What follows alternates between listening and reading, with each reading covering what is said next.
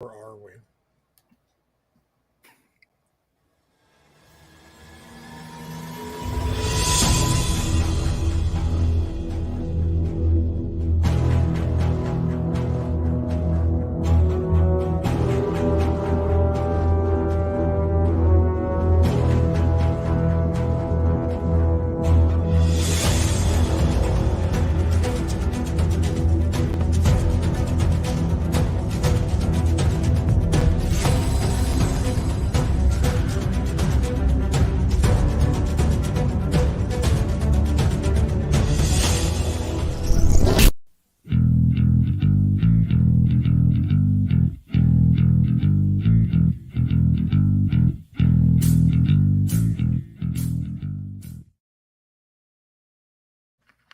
Greetings and welcome once again to Roman of the Empire. I am your host, Roman.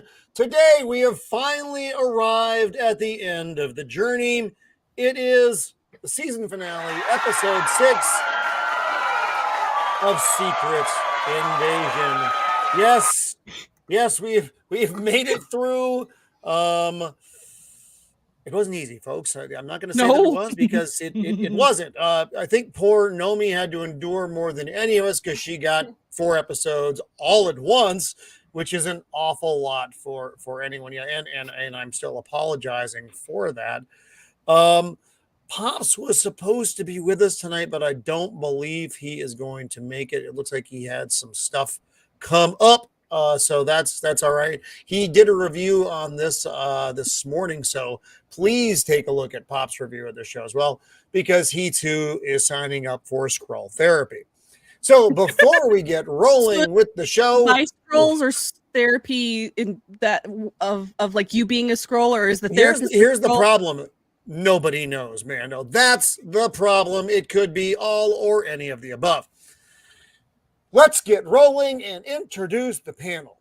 With me, as always, he is my co-host. He is my wingman. He once prevented me from carpet bombing the lovely town of Burlington, Vermont.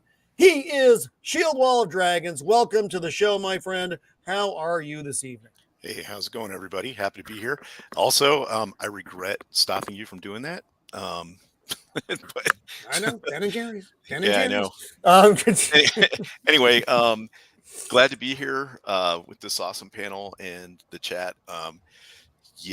This was an experience. Let's just say that, watching this this series. So, but yeah, glad to be here. Excited to get into it.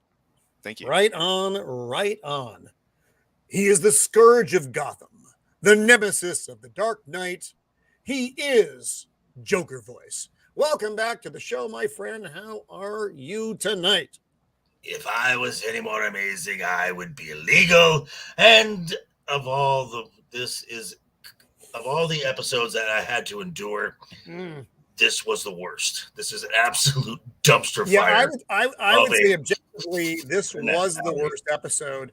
I actually saw on Twitter earlier, and I don't feel like bringing it up because I just don't care that much, that this was the lowest ranked of the low-ranked episodes. Rotten Tomatoes, 13%. Yeah, that's pretty bad. And for an MCU product, whatever that means, it's man, how far you have fallen, Marvel, from the glorious days of Iron Man. Yikes. So before I rattle on aimlessly about a show that I really didn't enjoy that much, let's continue introducing the panel. She is Nomi the Only, the nicest gal on the interwebs. Welcome back to the show, Nomi. It's always wonderful to have you. How are you this evening? I am doing fantastic. I actually watched the episode before I hopped onto the stream, and I have a lot of things to say. I have a lot of issues. I think we all do. We do not have issues. We have subscriptions after the series. Yeah. Hey, I can give you all my therapist's number. They're really good. They're pretty flexible. I would appreciate that. I mean, I drink because of Disney. I think that's going to give them a call. That might be on a t-shirt. Yeah. Some things are popped by oil, some by hot air. Our good friend Josh McDonald is popped by culture. Welcome back to the show, Josh. How are you, my friend? I'm good. And in case you're wondering, I'm the hot air. So You are the hot air. Okay. Yeah. It's important to know that.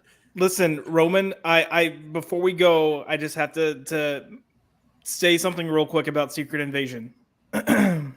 I think that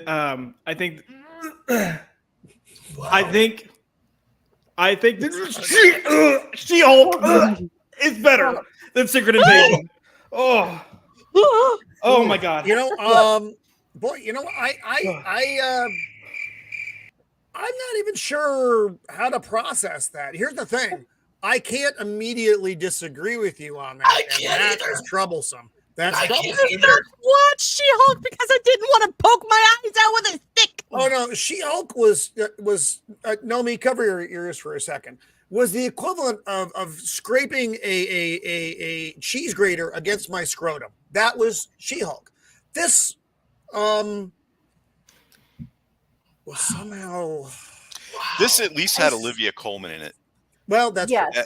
That's true. The Olivia Colman factor, I think, actually That's the only reason I could tolerate any of these episodes. Yeah. She wasn't in there. I hated Until the this episode.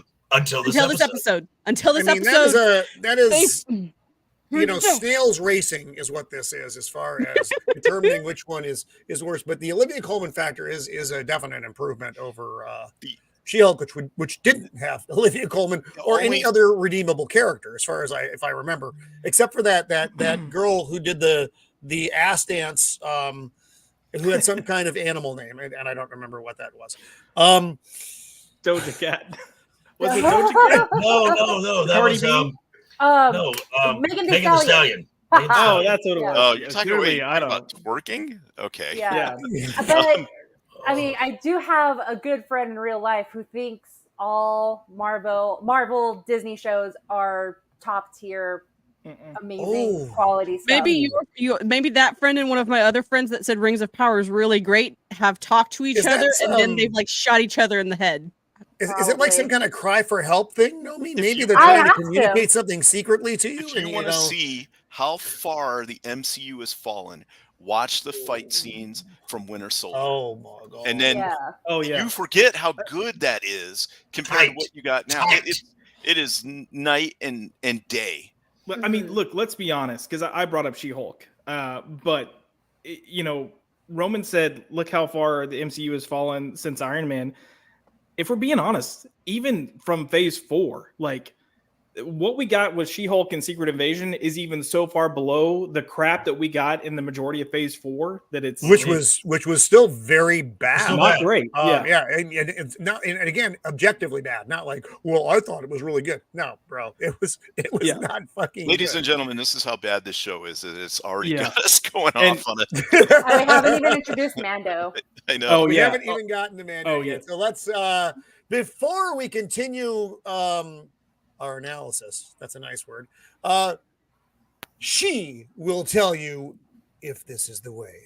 She is the untamed Mando, back despite her best instincts once again to join us. Welcome, Mando. How are you this week? I'm doing a lot better. Scissor brother. I'm doing a lot better than I was last week. Last week I didn't have a voice and I had a sinus infection, so it was fabulous. If I tried to do I was on a Discord voice chat last week with some friends. They're like, Mando, I can't hear you. That's weird because you're the loudest person I know on the earth. And I'm like, well, thanks to the Barbie movie, she got her voice back. Wow. Yeah, I haven't seen it yet. Don't. But anyway, doing all right. Glad to be back. Glad that this nightmare of a show is over. The only good parts were when people were getting tortured. And that was only, it really was just the one episode. The one guy got shot in the leg, and those were the highlights of the show for me personally. But we will get further into this episode. Let's pop in, say hello to the chat. Always happy you are out there. Tris, sinus infections, they are indeed. Our good friend Matt the Thad that shouldn't be. Are those people suffering from law? I think he's referring to your friends Nomi who claim to enjoy the Marvel products. It's actually not a bad theory. Not a bad theory. There is a spare wing at Arkham for people just like that. Not even Joker messes with that, y'all. That's saying something. I know. Andrew Haley, welcome to the program. Dempsey, our good friend Dempsey, always good to see you out there.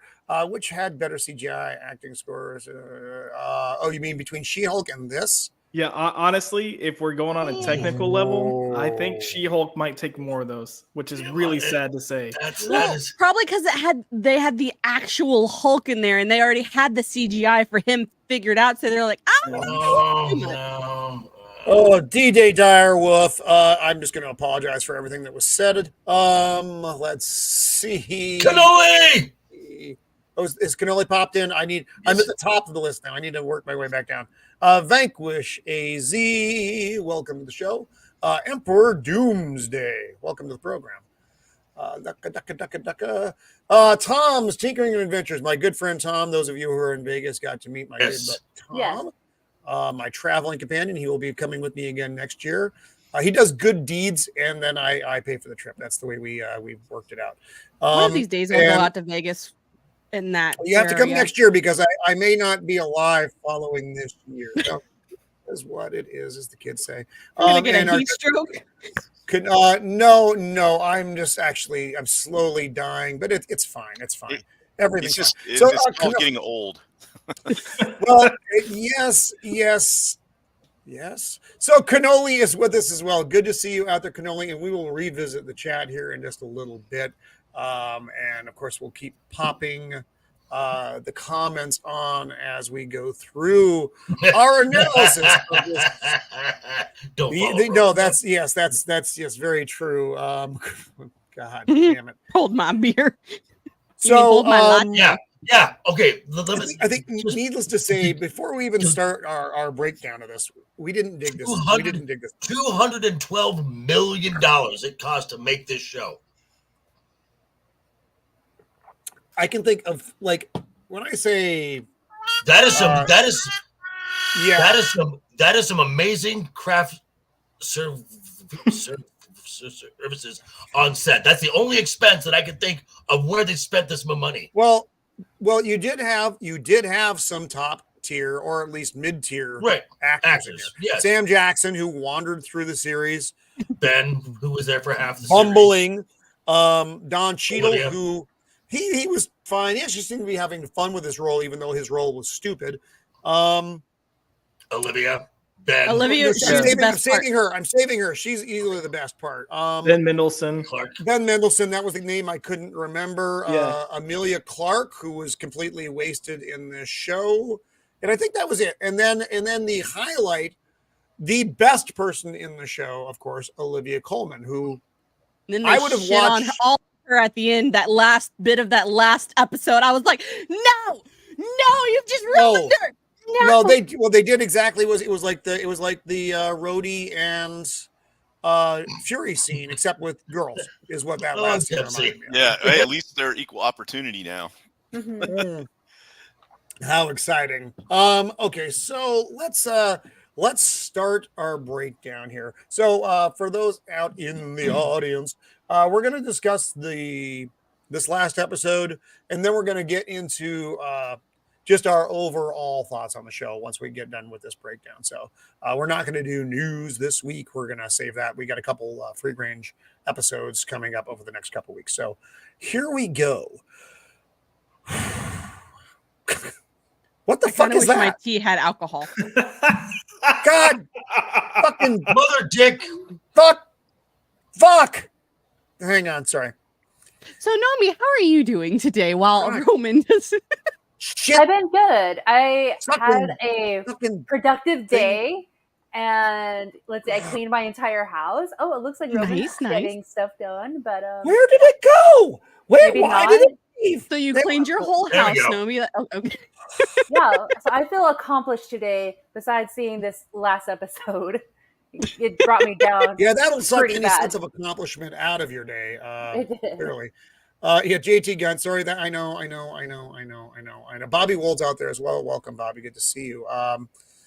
Was the We Nick are Fury all one of it? Didn't get- professional I definitely agree with you. streamers. Remember that. We are professionals. Actually, anybody who's seen me knows that is not true. I made a joke today. I was talking to Pops offline.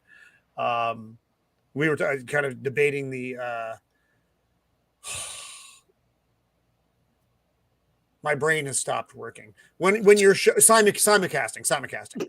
The advantages, disadvantages to that, and I'm like, here's the dude. It's for me. I don't really care one way or another. I'm a day trader. That's all I am on YouTube. I'm not doing anything serious. I get on here and I have fun. I do these shows, but that's about my depth into the YouTube pool. So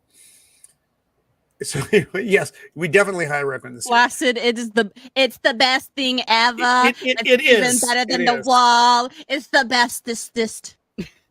It's amazing. It's wonderful. I love the green people. I Oh know my lots of God. green people. They're amazing. The So Skrulls my are great. people. I wish the Krees had killed all of the Skrulls. Makes you wonder. I'm regretting decisions that were made in that war that didn't allow that to happen. So we get Priscilla, who the Skrull wife of Nick Fury. She's getting a phone call. Of course, it's Nick Fury, and this is fucking stupid. It immediately starts fucking stupid. She says, "You sound far away, are you?" It's a fucking phone call. I don't want to talk You're not semantics directly here, but, standing next to me. You must be far away. Couldn't you send a text? Like, send me a text, dear. I'm super far away right now. I don't know why I'm super far away, but I Nomi, am. you sound far away. Are you? Are you sure? You can't hear me? What is that? It's like I You're got on Verizon. speakerphone. Verizon is once again fucking me. I guess that's what that means. I It's see just your like, name on my caller ID. That means you're here, right? With me? Oh, you're that's not? that's how this started, was with that. And my God, wow. This episode gave me That's all I cancer. got to say. I gave them a little. I cut them a little bit of slack and thought maybe she was talking metaphorically. Yeah, Well, no, I think she may have been. It's still a stupid fucking thing to say. It is. it is.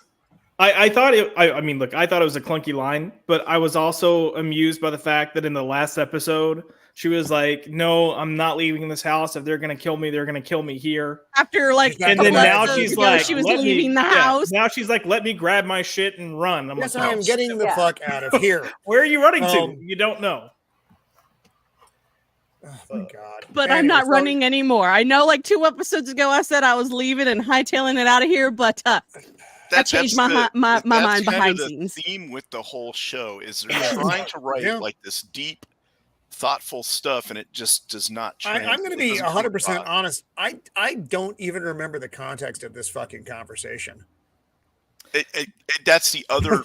Well, I'll save that for the very end. But yeah, that's the that's idea. through line of this whole show. Yeah, I think the idea with this was she realizes he's about to do something that he might get him killed, and he's like, and this is just. He didn't say this, of course, but my female brain is like, "Oh, honey, I'm going to miss you. I'm probably going to die, but I'm not going to tell you it to make it more dramatic. But Yeah. I'm probably going to die, and I'm telling you without telling you." Yeah. And she's just like, "Oh my God, honey." So there's actually a technique in writing called writing the unsaid, and it's basically we would have characters having a conversation without saying Yes.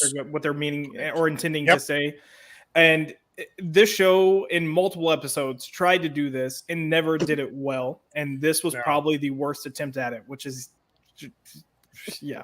No, it was fucking painful. I don't know if you guys have ever seen a program called Rescue Me, Dennis Leary program. There was a conversation he had with his dad, but they did subtitles for the unspoken, and it was fucking hilarious. It's basically like, "Hey, Dad, how's it going?" All right. And under the subtext is, "Your mother's driving me fucking crazy." You know, it's just things like that. It was hilarious. This had no fucking meaning to me. So we end up in fucking Skrull-Stanistan, and the car is driving up. Clever. It's the fucking guys who are supposed to be guards Oh no, there's a car coming. Those were some great guards. Like they are top tier guards. They let people come through all the time. They do. At this point, I was like, "It's Nick Fury. Why is he going through the main gate? Just reach the perimeter. It's just a chain link fence." Whoa! Let's not take away his magic. Nick Fury spy stealth. Wait, no, that's not stealth. Going through the main That's gate what you stealth. do when you have him drive a car way. through the front gate. Yeah, but he doesn't even need to be stealth. Like at the end of the last episode, he called Gravik and said, "Let's finish this." Yes, Gravik knows he's coming. Knew he but was Gravik coming. also wants him to come. So He why are said, you going "Come on in through the front door." Basically, One, why are you going to shoot him? Two, how stupid are these guards that they can't see through the windshield that there's nobody in that car? Yeah, that's Look, that they has don't no get paid to tint on ask questions. That's Well, the the most scroll. comic book answer that Yeah. I've heard all night. So we're back, and I think this is still London, isn't it? Yes. Yeah. Isn't it? Yeah, that's the I've walkie-talkie never building been, over there. so I I don't have no fucking idea know. what that new pyramid thing is called. No. Because it's got So, the big egg deal. I hated this scene, and I guess you're it's probably terrible. supposed to hate the scene. The writing here was like really, really bad, though. That Yeah. admiral should have taken her foot and shoved it straight up Colonel Rhodes' ass. yup. Yeah. So he's trying to get the president to bomb the fucking Russians, and she's like, "Whoa, we need to fucking wait. We don't even know what the fuck happened on that row." And here in the line, "Did you take a stupid pill this morning, Admiral?" Yeah. And Yeah, she would have stomped The on the hell? mud hole in him. He's talking Yeah. to an admiral. He's a freaking Colonel. colonel. I'm still not I have a clear. question. And I know he's probably it's a ceremonial thing. They're calling him Colonel. He's obviously no longer an Air Force representative. I have a question. But that's just disrespectful, man, woman, and I guess they've done it because it was a woman specifically. I don't fucking know. Joker, yes. Okay, so when the president has come to and he's no longer in critical condition, wouldn't the American government have moved him to say an embassy somewhere else that is Whoa! They are in an incredibly unsecure facility, Joker, and I think that they like it that way. It shows strength. It shows. I also had the But I'm asking, wouldn't that in be the real normal? world? Yes, they would have gotten him the. Quite honestly, they probably would have taken him to an embassy anyway. But and then having a medical team brought to him, that would have been the most secure thing to do. But there's no fucking way they would leave him here in whatever fucko hospital this With the is. injuries in the that he middle of downtown had, London. they have facilities on Air Force One. That's where they would have taken him. That's actually now and they got him the hell out of the right. country. Gotcha. Yeah. But also, if I was the president and like I remember like some of what I got blown up and there were some people dead, why does Rhodie not have a scratch on him? If I'm the president, I'm like, what the heck? Why? Yeah. You're walking around. Where the fuck were you? Like, Aren't you were you supposed supposed to to be be on the War Machine? What are you, War Rhodie? Machine? War Machine? Fuck all, so bad. And the president just is like so stupid. Like, yeah, I'm gonna believe Rhodie. Why? He should have. He is this. I don't know who. I fucking hated this role. The president is as passive as a lamb. He never does anything until we get to the end of the episode. Then he does something that also made me angry. And again, it's. I think I will hold off on that particular outburst, which is going to come, folks. So you have that to look forward to later. And Rhodie, he's like, well, what's this? And it's tanks that are on the move. This could be fucking anything, anywhere. This is just bullshit graphics to, it's a puppet show. We got to act now, Mr. President. And this is why, and it's like, Because I said off. so. I also, the way that Rhodie addresses not just the Admiral, which is completely out of line, but the president himself, I get it's a scroll. I understand that. But he shows no deference. He's not doing a good. Wow. Hello, Zax, and thank you. He shows no deference. Like, he's not even doing a good job of pretending anymore. No. He's just basically bossing the president around. Which, more or less. It's again, we go back to the terrible, terrible directing, writing. Like I said, Don Cheadle looks like he's having fun, but his role is complete. He's having fun playing a dog shit flopping around on a stage. It's just dreadful stuff. And now we're back to Skrull-Fuckistan again, which I hate. I hate it. We've talked about it before, how much I hate Skrull-Fuckistan. And he's stumbling around. Oh my yes, god! coughing. Oh my god! The radiation. How's he going to handle it? I'm dying. Kind of interesting. Josh? It's like he looks at the radiation. Oh, yes. Oh no! But oh no! Oh no! Did it not capture my? Oh, I may have lost. God fucking damn it! He's going from like building to building, and there's like all the dead scrolls. Yes, Josh. Where are all the other scrolls? I was thinking the same thing. Where did they go? Shouldn't Gravik told them like, "Hey, Nick Fury's on the way"? No, he didn't give any warning to his guards or to the people. So the people just got up and like left. Like, yeah, Gravik's fucking nuts. Well, we're out. Keep in mind They're all dead. That their plan, right? They're their dead. plan was to actually have America nuke this place, Right. For real. So basically, everybody here is expendable. Why they're still hanging out here, though? If that's their plan, I'm not really sure. Well, It's that's not good. that's my point. Like you could say, like, oh, it's because they're going to nuke the place, so they had everyone leave. But then they're Remember, here. there's a whole room full of fucking dead scrolls It's here. the people. It's the people that he killed from the previous episodes. that But you many still people? had like dozens and dozens and dozens of other scrolls that were like, Right. yeah, okay, we're just gonna do what this guy says because he's murdering people.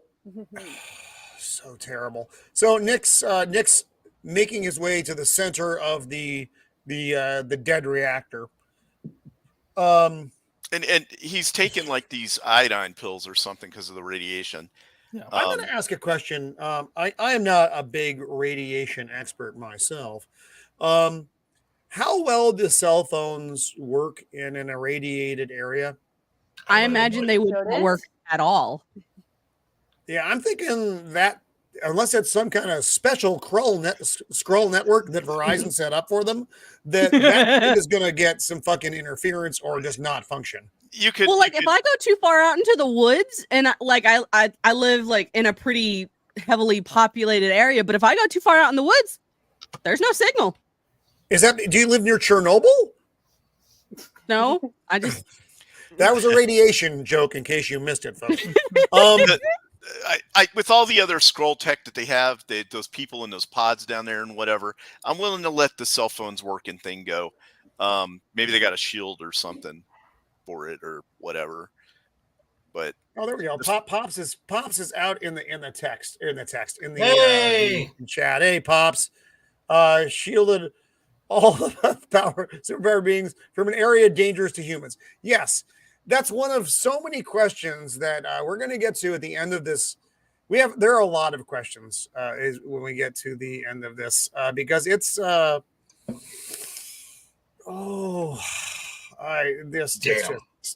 think I pulled a muscle cringing so hard on this episode. No, it did. There were a lot of things. So anyway, not Rhodie gets a call from Gravik saying basically fucking push it, motherfucker. And okay, fine. Oh, no, I missed. I'm sorry. I had a flashback. I was in the past episode. I was in the last episode. Oh, my God. How horrible for me. He got a call from Sonya Farnsworth, our favorite actress, Olivia Colman, saying, hey, Fury's there. He's going to kill the president. Get him the fuck out of there. Move the president. And Rhodie's like, shut up. Let's actually rework our way through this conversation. Because she calls and she's like, you need to move the president now. And he's like, who is this? And she's like, you need to move the president now. Fury's on his way. And he's like, we got security.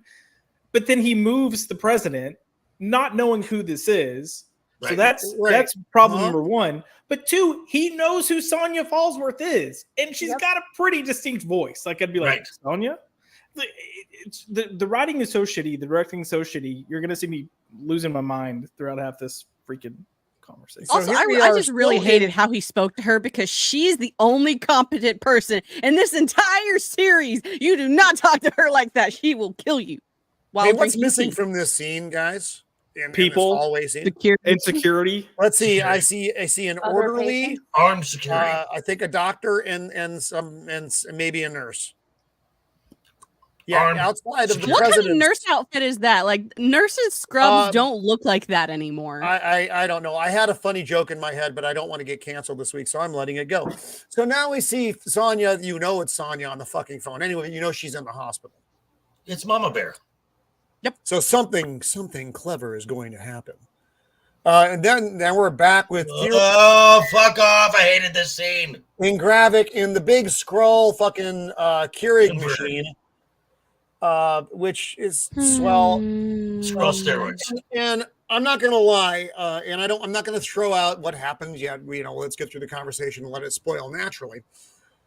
As soon as we were here, I had heavy suspicions about what was going to happen.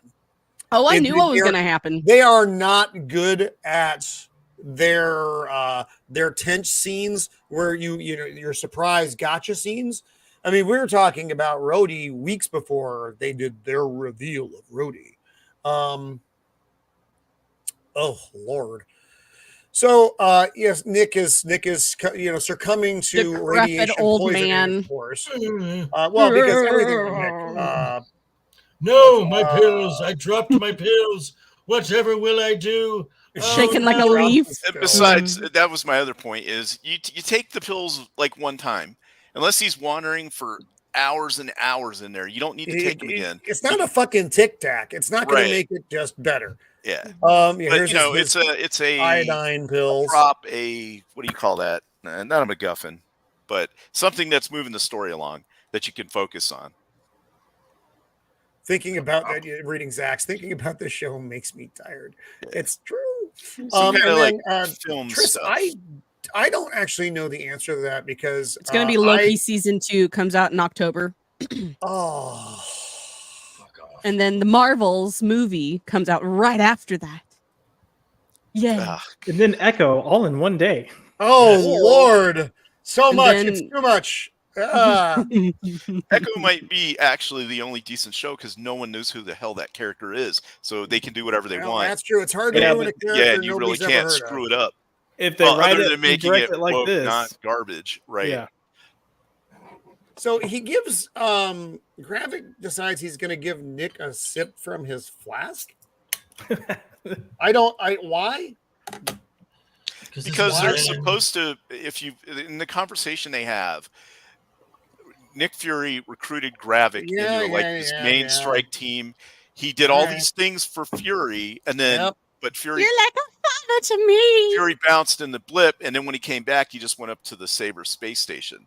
So Gravik feels you didn't keep your word. betrayed, You but he broke still your promise. has a connection to him. At I least guess. to this That point. is so not well portrayed as the Yeah. basically it's a broken father and son relationship. I also want to And point you out. do not No. go ahead, go. Roman.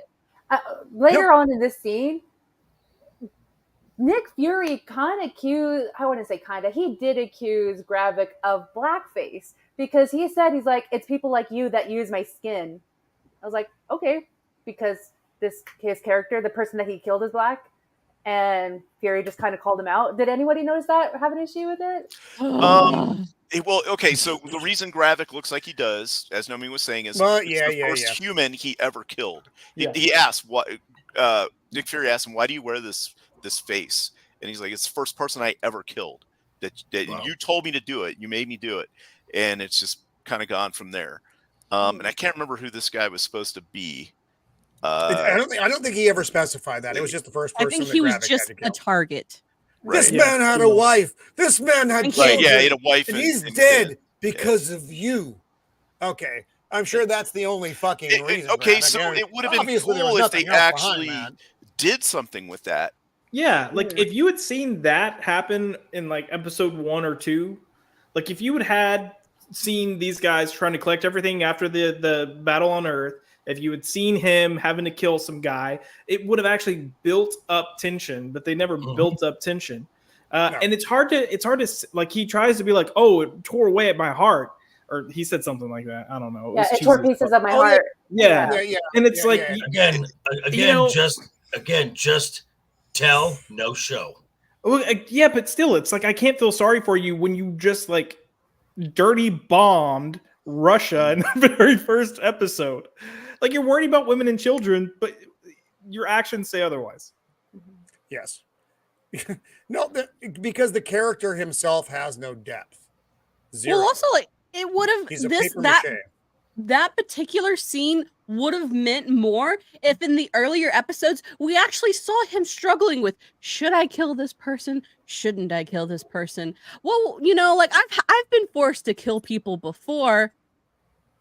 Like still struggling with doing the right thing. But no, he's just been murder hobo this whole time. Right. At no point do you see any internal conflict with him. No, on at anything all. that he does, which makes this scene completely pointless.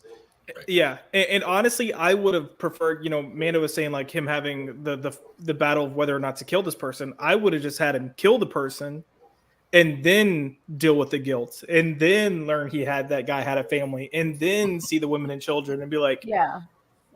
Now, what did I just do? Fury would have said to him, Gravik, why are you such a hard bastard and don't care and are willing to kill these people? And then he said, because you had me kill this guy and it like made me dead inside. Not a different angle to the sympathetic, like every time I kill somebody, I lose a piece of myself.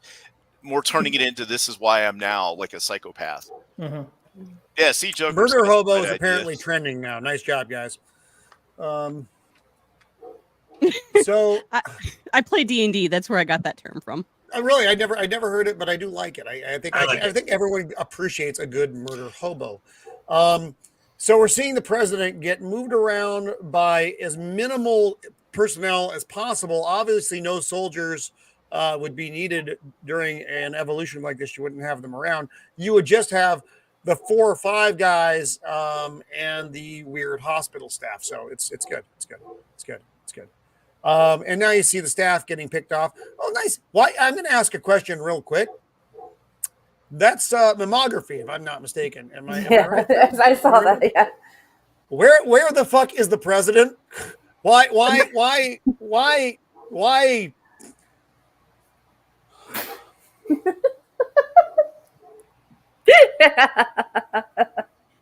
This Also, why is Gimpy there? Why is Gimpy with the little hand that can't do anything there? Right, that guy would not be on primary duty unless he had some kind of specialized information. No. He would not be there because he's an injured guy. He's not primed to take care of. And here's the thing. It's just not going to happen. I thought there was going to be like a thing to it, like he had a tentacle arm or something.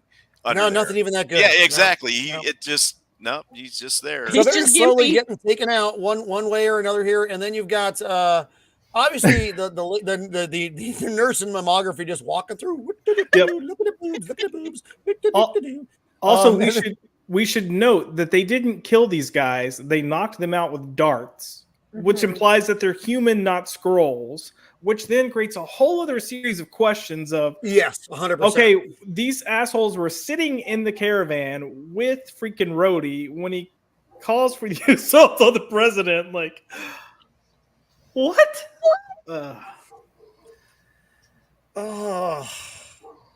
Yeah.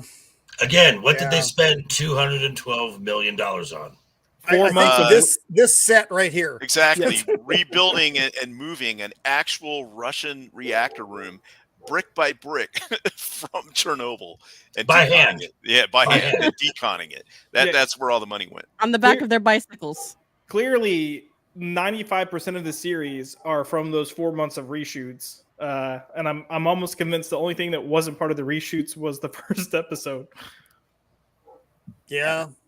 I mean, now that you mention it. Zax, don't talk about that yet. We can't talk about that yet because that's going to be a big topic at the end of this. Yeah, that's fuck off, Marvel. Fuck off. Shield. Sorry. But what I was going to say is you were talking about, Josh, how the first episode, look at the lighting in that. Yeah. Compared to all the lighting in the rest of it. It looks like natural light, and the rest of this does not. It doesn't have the same kind of. No, actually, going back to Shieldwall, I think you're right. We actually complimented the look of the show in the very first. We had a lot of episodes, a lot of issues with the first episode, but it's still I know that we had certain things to say that weren't all the hate driven about it. Whereas we get to the end of this, now it's like balls out, fuck off, Marvel. So now they're continuing to have their father son conversation about all the things that Nick failed to do, and how this will all be on his head. And Nick's like, fuck off. And this is where he yells at him basically all the things. All his pent-up rage. And the dude, this is kind of an odd scene though. He's actually sweating. Yes. And that bothered me. That the dude is sweating. You can tell he's sweating in some takes and sweating and not sweating in some other takes, so that bothered me. It was very stage, like a theater stage performance. Like it screamed theater stage performance. Which if I was in a theater watching people on a live stage, great, cool, I would have accepted it. But this scene also suffers. There is no music. There's no score under this, so it's just the acting, and the acting isn't that good. Mm-hmm. Like, it was fine. He wasn't bad, but it wasn't good enough to not have anything interesting. It was just a screech. Music helps make bad things seem halfway decent. It does. Well, it builds the emotion behind it. The problem was there was no emotion behind it. No, Tony Stark is in the chat too. This actor to me, I'm sorry. Tony Stark is in the chat too, but either way, Stark. Hello, Mr. Stark. Yes, I follow him as well. And I recently found out that Gravik not only was a Ken or is a Ken, he's gonna be Bob. He's gonna be Bob Marley. Yeah. Oh, well. Lovely. No woman, no cry. Oh. He's not okay. Maybe it was the direction. Maybe it was the writing. I don't think he's a good actor. I'm just going to say, I don't think he's a good actor. He doesn't bring, like I said, a good director will bring this out of an actor, but if the actor's not capable of it, then they won't. He doesn't bring emotion. He's saying the words, he's yelling the words, he's making some facial expressions during the words, but you never get the feeling that there is any genuine emotion, ties, anything behind the words. It's like me reading, from the chat. Let's see.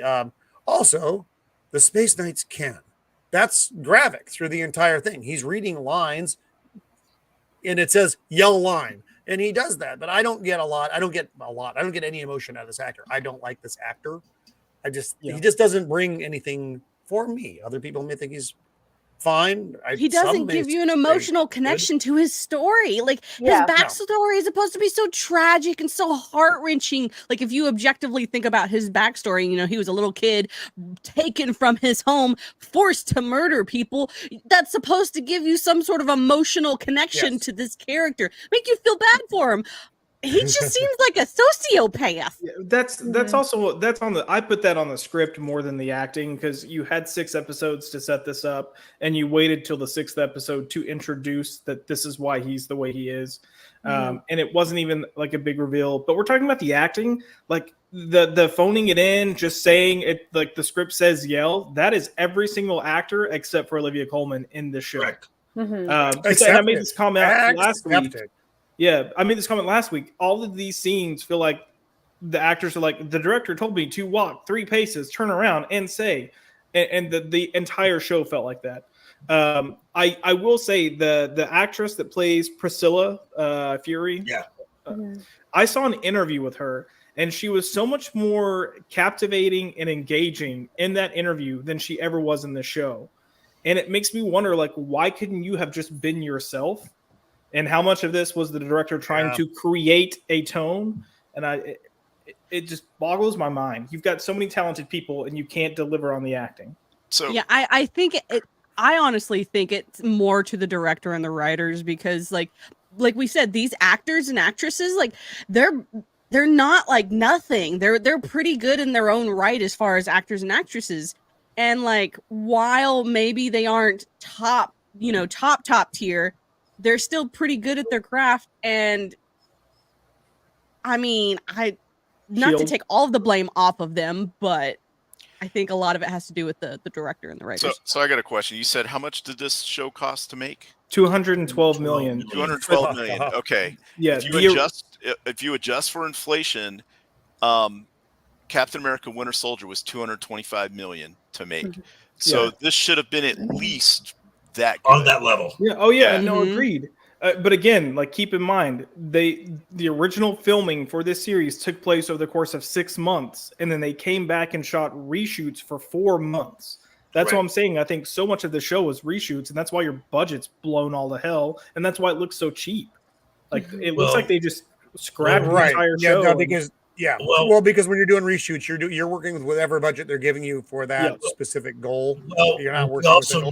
We also know that Disney lies about their budgets too. So it's not even that's Hollywood. Like I'm not going to throw that on Disney. That is every single company that's in Hollywood. Like they do it. Fair enough. Accepted. Again, it's fine. Yeah. Here we have heady, sweaty Gravik. Wow. And this is the conversation again. About. Well, I want to point out this. Yeah. Here, because at this point he's handed over the harvest, and again, we're not there yet. We actually haven't done that yet. They've just been yelling at each other for the last however many minutes. We haven't even gotten to the fucking harvest yet, dude. Okay. Sadly, we haven't gotten there yet. But we'll get there soon because the rest of their conversation is equally pointless. So here again, some great music would have made this whole bit of the episode. They wasted every dollar on the music on the title music. On craft services. That was it. Telling you, they had great food on set. I guarantee it. Here's the crack Secret Service team, and here's where Fury hands over the harvest. Now, again, and I said this last week in my review that they have to mention one specific name. And they did it twice. Carol Danvers. Carol Danvers is the key to everything because Kevin Feige cannot let it go that the people don't like Captain Marvel or the MCU's version of Captain Marvel, so they're going to take any chance they get to prop her up and show that she's the most powerful character until about 5 minutes after this scene. Yeah, and honestly, Joker, people don't like the comic book version of Carol Danvers very much either. That's a book that's been rebooted many.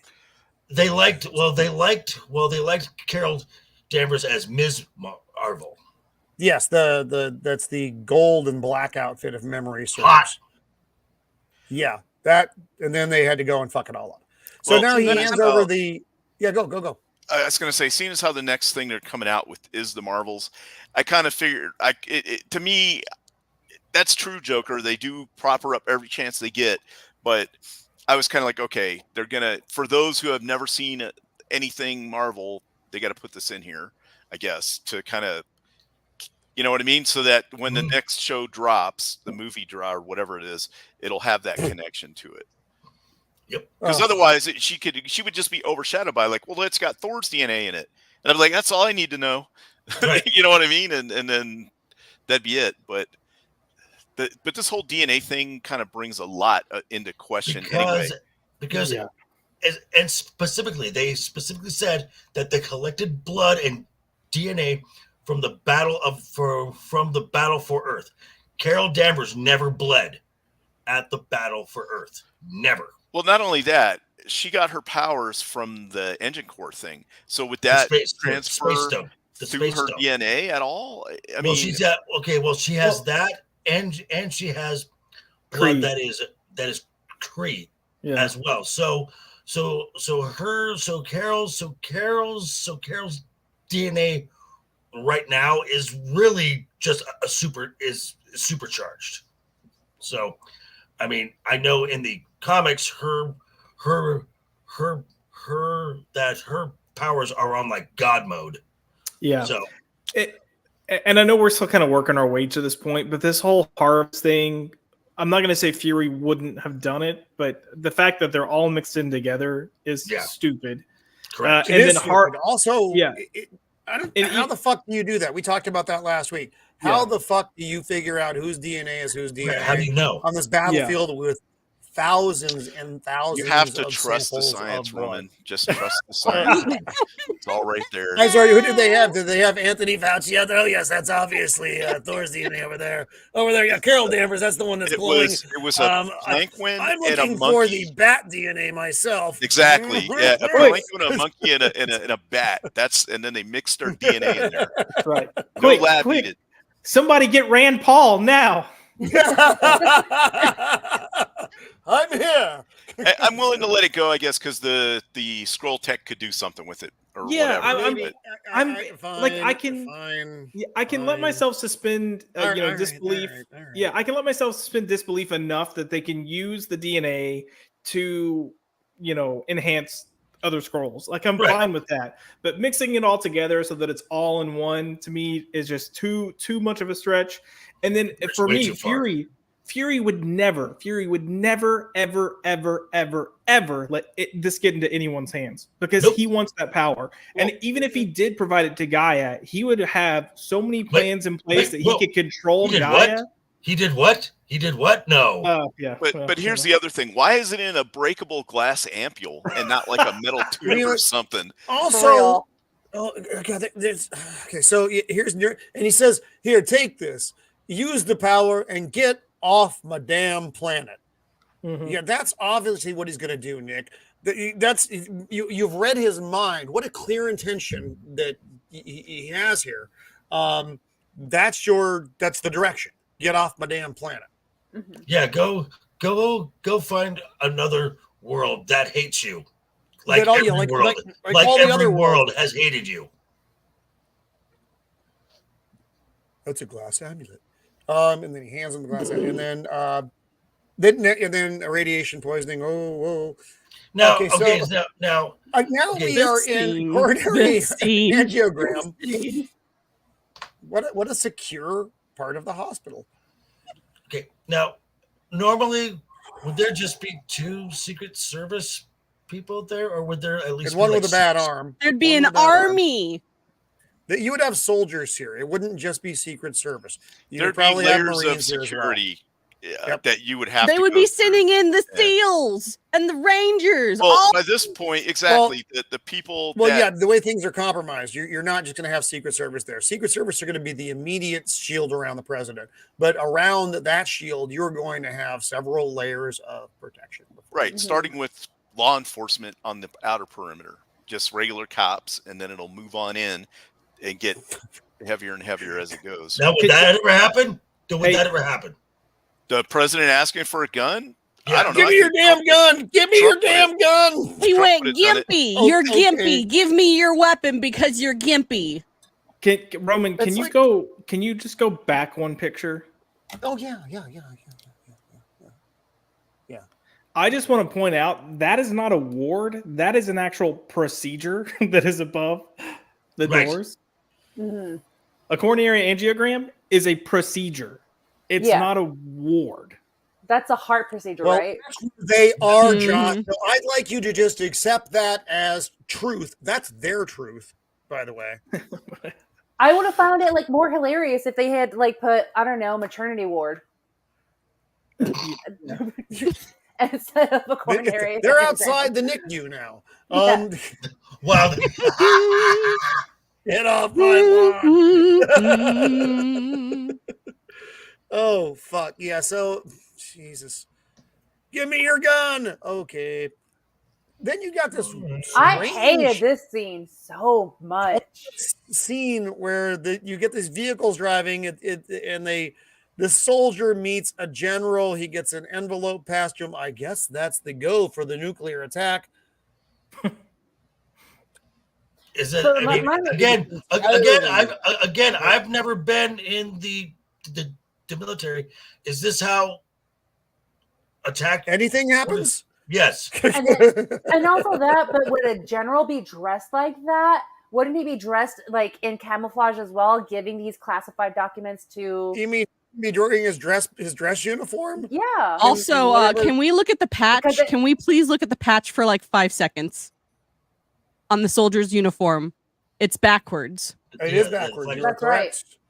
Yep. It needs to be, the other way. And also, so this is peculiar. So this guy is U.S. Army. His name is Richards. Hello, Dick.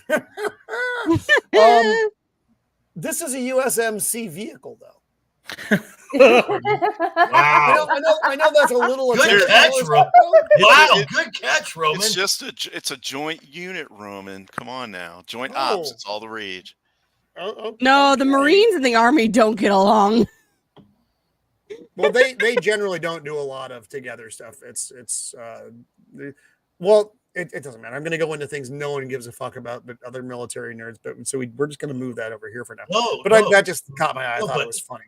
No, but that's a great catch. That is a great catch. That's again the attention to detail that the writers and the studio and everyone involved in the show just. I'm willing to bet someone somewhere pointed that out, and then someone higher up was like, "The USMC is just a part of the Army. I know what I'm doing." Yeah, they're exactly. They both have guns. Right. They both have camouflage and pew-pews. I know what I'm doing. God, not that hard. You couldn't get the fucking flag right. First of all, never mind. I'm going to talk about tactical in wherever they are. They're in non-tactical, and then again, he's in his dress uniform. That's neither here nor there, and they're in the wrong vehicle. This whole scene was pointless, though. It's not even all the things that are wrong with the scene, which are everything in the scene. It wasn't needed. The scene served no purpose. Right. We know the president called the strike. This little back and forth between dipshit 1 and dipshit 2 doesn't mean anything. If you're gonna have wouldn't a scene? Okay, again, why is Proxima? Her DNA means nothing, but that's not the point. Wouldn't a scene inside a silo with getting everything? Something like that would have shown. Okay, yes, all right. They've gotten the order. And now they are, in the movie. Go. That would have been at least Joker. Yes, that would have done. This was stupid. What they should have done was they should have had like the little like drum music in the back, where they always do the military stuff, and then it's just a little montage of like, no, there's no horns or anything. It's just drums, and then you have, it's got that like cadence to it, and it shows people doing like a montage of military stuff, and then they hand over the right. folder. They hand over the thing and they drive out. Confirmed? And it gives you confirmed by top brass, sir. Right. Actually, I didn't even need to say anything. You just show them doing it, and it shows like purpose and it raises the stakes too. Right. Exactly. There's something about having good music with it. Miss Sassy is here. Welcome. Fuck my life. Okay, so now Gravik is checking the sample, which clearly just fits into whatever device he has. Right, and again, it's the same glass thing though. He just pops it in. It's like, oh, okay. So it works. And the few names that I gleaned off of this, I'm like, okay, okay, that makes sense. And then I saw, so Carol Danvers. I'm like, okay, whatever, blah blah. But there's very few names in this list that really do anything. Correct me if I'm wrong. I guess Thor's on there, right? Yeah, Thor, Mantis, and I'm like, okay. But there's a lot of just random randos. I want to know, like Rocket Raccoon, his DNA. Like he's a raccoon. Like everything's in his brain, and he's a cyborg. Like, that's it. He's a cyborg. Like, that would have been awesome if they turned that machine on and they all turned into like raccoon people. That would have actually made the episode considerably more entertaining. This isn't pure at all. No, it's great. Yeah. So he checks it. The shit. So this is a clean sample. Yes, thank you with your strange Earth dialect. And now out pops the hero of the episode, the true hero of the episode, Sonya. The only one with 2 brain cells to rub together. Although, if she were just a little bit smarter, she would have either wounded dipshit or killed him here. He's going to turn into a Skrull, and the president's going to be going like, fuck, he was a Skrull? Thank you, Sonya Farnsworth, for saving the world. Call off the attack. Yeah. The only reason that I could attribute her not doing it is that those other guys had guns on her, and if she would have pulled the trigger, maybe they would have shot her right then. I guess that might be the only thing. But keeping it true to the MCU, they had to cuck their biggest character, a strong character that has agency, and they had to make her look dumb. Equal opportunity, I guess. Gaia Raccoon, the lesser known Beatles song. It's on the B side of Rocky Raccoon. So now they're stepping into the Skrull Keurig machine. He just got leaving Fury in here. I guess it's not going to have any effect on a human. That was my question. I was like, why are you leaving Fury there? Like, if you get the powers, wouldn't it also make sense for Fury to get the powers as well? Well, like, even without the plot it's obviously designed for Skrulls, though, Mando. It's obviously designed for Skrulls. Clearly, it won't work on humans. Also, I'm going to point out something. While this machine was making the coffee, so to speak, you noticed Gravik going through some moaning, grunting, not unlike teenagers in the back of a Buick in 1977, while this thing was going on. And Fury's just on the floor, right? Am I mistaken? Did I see this scene differently than other people? I just chose to ignore it because I was like, that's weird. And okay, because and there's reasons why that matters when we get to that point. That Gravik had a reaction and Nick didn't. Now the president's is that a metaphor for a boner? Wait, what? I mean, you said Gravik had a reaction and Fury didn't, but we all know what's coming. Also a euphemism. No, well, I guess not a euphemism. A pun. That was a pun. Damn it, Zax! You are saying too many logical things in chat. You must stop. Otherwise, the show is never going to work. It's over. Roman having an awkward. That makes sense. American Graffiti. American Graffiti was a film made by George Lucas, or George Lucas. I'm sorry. Steven Spielberg. In the early 70s, prior to Jaws. Harrison Ford was in it. It was Why You Got Happy Days. And I'm old. So now everybody's pointing guns at each other. The Keurig is making coffee. Here he is, wandering around, moaning and grunting. And he comes out, and now he is poorly CGI buff Skrull.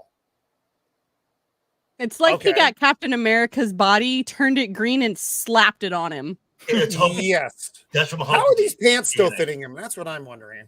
Stretchy. Well, why is his pants still fit, but his shirt doesn't?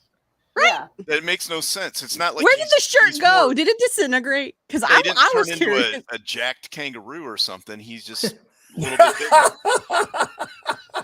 bigger. And we've all seen a jacked kangaroo, which is why that reference is funny. Yes. So he starts slapping Fury around like he's a hoe done wrong. This just angered me. This thing. It's a lap. And then he's about to punch Fury's head in. Blow. Here we are. Death blow is a coming, as they say. Except no. What could have possibly happened? No. Did they pull a switcheroo? Oh wait. Wait, it worked on Fury too. Skrulls. Yeah, that's what we're supposed to think, but no, of course not, because MCU. Yep. Yeah. So at this point, not Plot Nick. twist, it's punches- women. punches Yay! Gravik out through the roof with his strangely enlarged arm. Hulk arm. Yeah, the Hulk arm that It you is can a tell Hulk is like arm. foam. Like you remember when you were kids, the Hulk like Yeah, hand it's Yeah. arm. a lot different than the foamy Hulk hand. Mhm. Through the roof, knocks some shit down, lands in a puff. Pass. And And then, then the, Nick walking through the the dust cloud. and clouds, ominously, only to become, wait a minute, I've been duped. He's Gaia. No. Yeah, And I bet he the got crowd really was scared like, when she turned Yeah, into her true form. There He was must have not been really cheering. like, It was oh. a collective groan heard around the internet.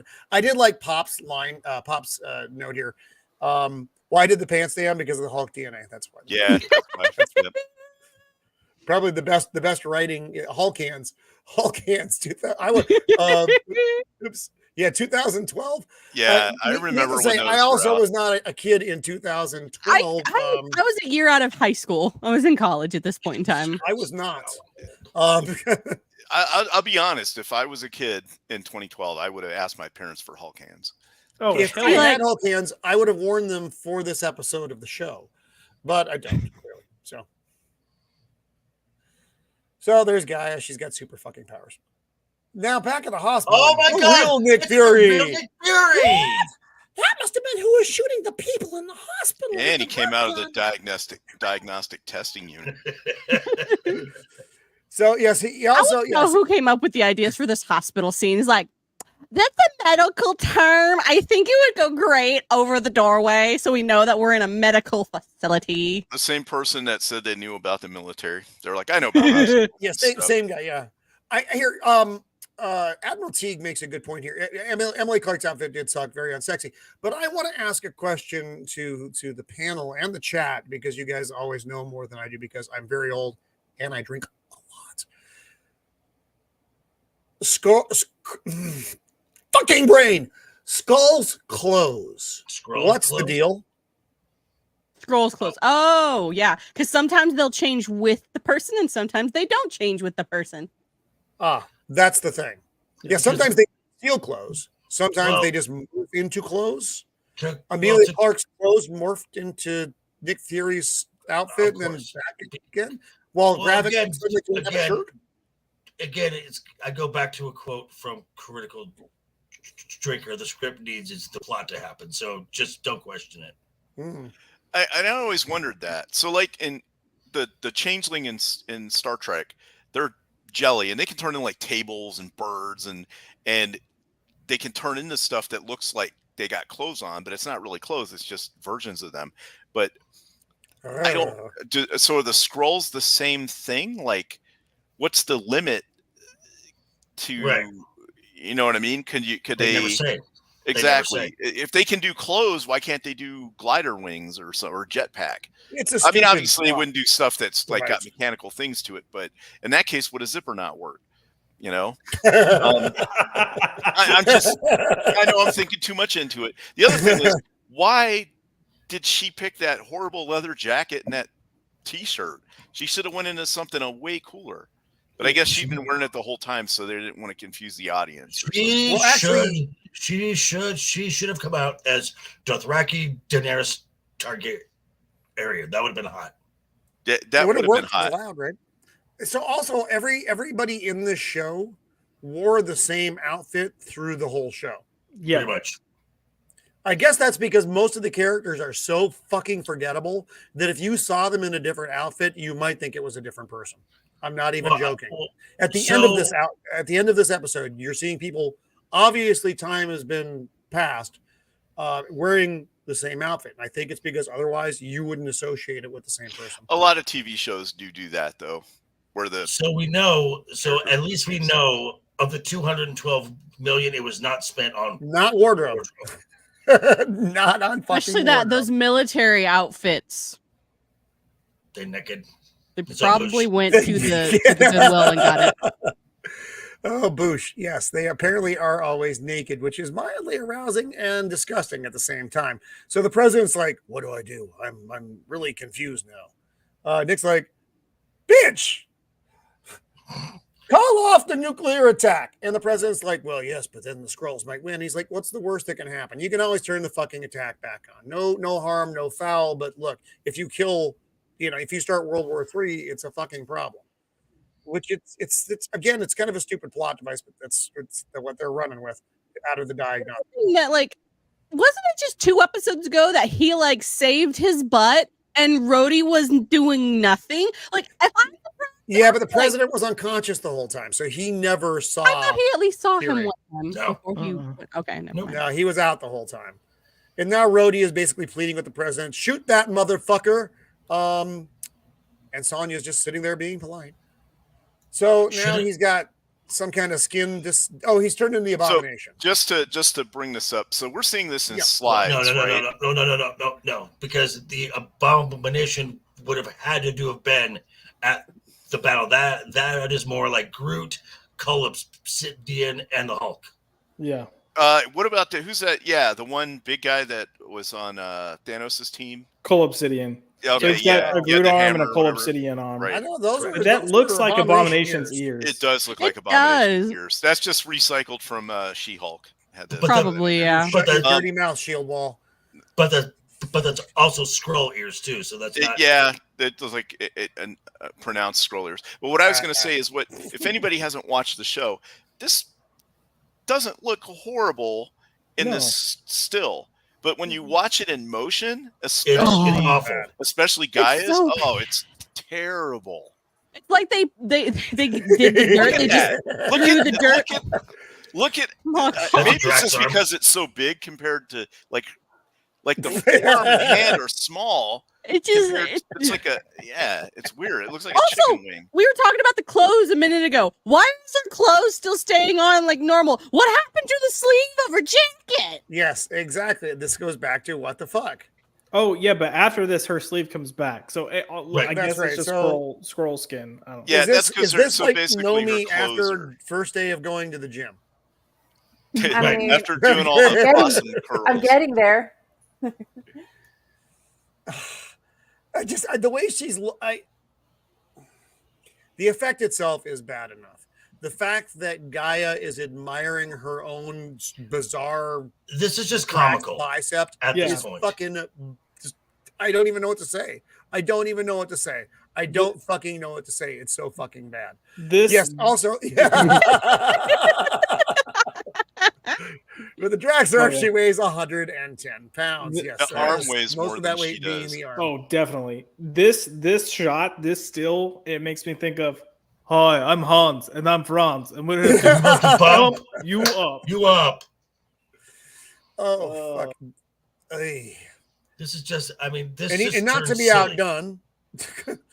I don't know what the fuck. What are the veiny things? Like I don't know. He's like, I've got beef jerky arms now. Well, now that you say that, now he looks delicious. Wait, Roman, did you just say now he looks delicious? Yeah, yes, I did. Yes, and now we have beef jerky arms. And now we got the Frost Giant power going. And Korg, who's Korg. just rock. He can't bleed. He cannot. There's no DNA. Right. Why are we thinking that this is going to make sense? They've already proven to us that nothing in this episode what really would have been cool then is if she would have sprout some like multiple arms out of her chest and been like Meek arms from the little white guy Meek. Yeah. Did like a whole bunch of spinning moves. I mean, technically, in the old Spider-Man animated series, like when he was turning into the mutant spider, he had multiple arms, and she's got Spider-Man's DNA. Why didn't someone sprout a duckbill? Because Howard the Duck was there too. Yes. Oh, sweet mother of God. All right. So now she's got a fucking ice hand. So there's a lot of scuffling back and forth here. This is so good. Now I watched this fight pretty closely to see like whose different powers they were trying to use. We have Groot and we have Groot and Cull on and Hulk, Gravik and Hulk, and we got Korg and Jotunheim, which there was no one from Jotunheim there. Mm-hmm. Oh, but but they did have Frost Beast.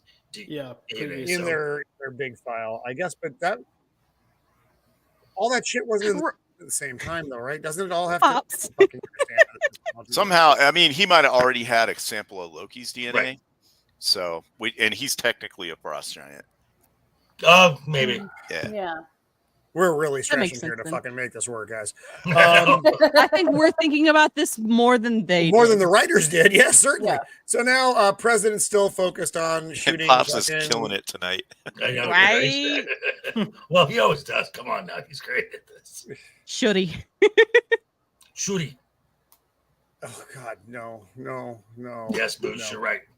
And so this is where we see that it is in fact a dart gun, which is a fucking stupid device to bring into this fight, but whatever.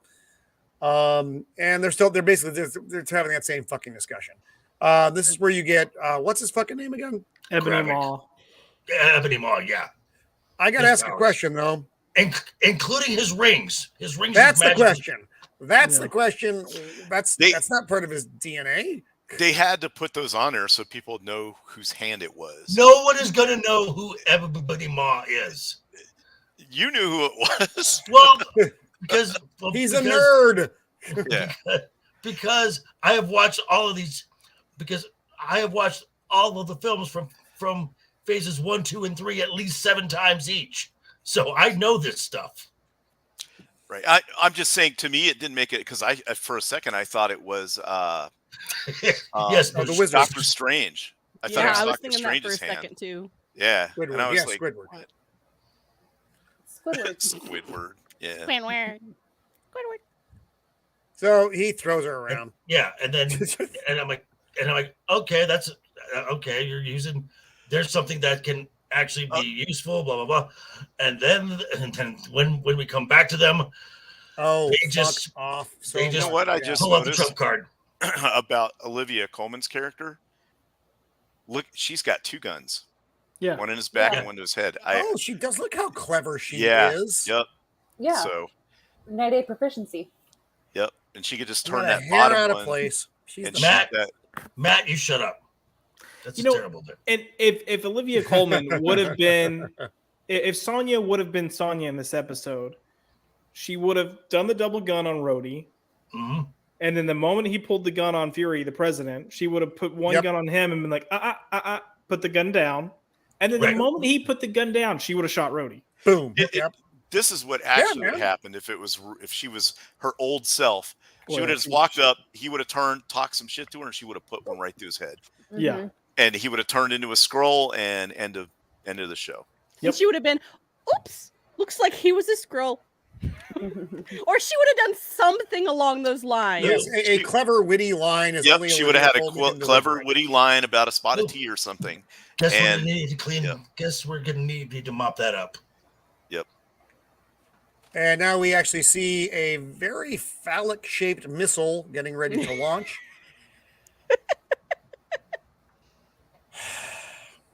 I'm just going to leave it there for a second. just Yeah, let it from in. like a in. Fallout 4 missile. It actually, well, it also looks like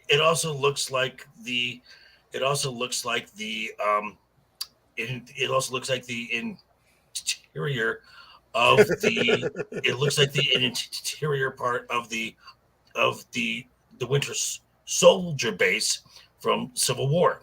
Oh yeah, you're right. Which means that this this was Could the be silo reused. was built in the 30s, the 40s, like This would have been a 50s or 60s silo. Yeah. but kinda like looking it's all still like drab like why are we firing a modern missile out of something that looks like it was built last century? Also, It's when not you fire coming a from a missile silo, like this, by the way. Oh, Superman 4 prop. Wow, Pops. Wow, that is going back a ways. Wow. Fuck all. Anyway, it's a big fucking dick-looking missile. Fury is still having a conversation with the president. I don't know why he's wearing gloves. And his lovely maroon hat. And now we go back to the fucking. I don't know what's going on here. Here It's it not good. goes. So he's running towards her, and here's where the magic You know, happens. Drax Kids. arms. I don't. I'm trying to. Fuck off! She has a Groot arm. Is that her right arm? Is a Groot arm? I'm not. Like a corridor, maybe. I don't know. Is her left arm? Is that better not be Iron Man power armor? Oh, fuck if I know. Oh, I honestly have no idea what the fuck is going on here. It's Other Captain than Marvel. glowing. glow Oh my about it. god. Other than that glow, Oh my I god, recognize that Carol glow. Danvers. Oh my god, Carol Danvers. You know, at this point, I wish they would have just honestly just had Carol Danvers show up. Like, Right. Yeah. Yeah, it actually would have made a lot more fucking sense. I've been saying If- that from every show Yeah. I've ever watched. I just want Thor to show up, smash somebody down into the ground, and leave. Yeah. He doesn't even have to say anything. He just needs to show up and beat somebody up. Or have Mjolnir make a cameo, just like you just see Thor's hammer just yeet somebody and then just fly away. And you could have even had the missile launch and Carol beats this chucklehead Beats the and then missile. diverts There you go. missile too. Oh, like Stop. Like Superman. Yeah. Like Superman, yeah. Well, So, this fight kind of gave me a lot of Dragon Ball Z vibes. You know, where I they're, like, know, flying right? in I the was air thinking, and then knocking oh, each she's other gonna back turn into down. Super Saiyan. She's Yep. going Super Saiyan, y'all. So Nick Fury, in all his wisdom, has literally brought it down to he made a supercharged Skrull That can and shapeshift. a little Bebop girl, super Skrull. If she fucks this up, you now have a supercharged Skrull that you created. This basically fits in line with all of other Nick Fury plots that came out during this series. Everything that he does is stupid in this series. This this is in line with that, though. Yeah, because what you've done, you have basically created a character that is literally the most powerful and potentially the deadliest creation in this entire universe. There was no one to stop either of them. Whoever comes out on top. And what happens when she's like, you know what, Gravik? You're right. I want to join forces again. You just made the two most powerful beings in all of existence besides the creators of the Marvel universe. And you just said, here you go. Oh, I would think that these guys are on like Galactus level powers. That's right assuming that they have access to full power abilities from each portion of the DNA, right? And it's not like toned down somehow or another. But still, I mean, they have the Thanos' reason that DNA. the plan is going to work is because she's a woman.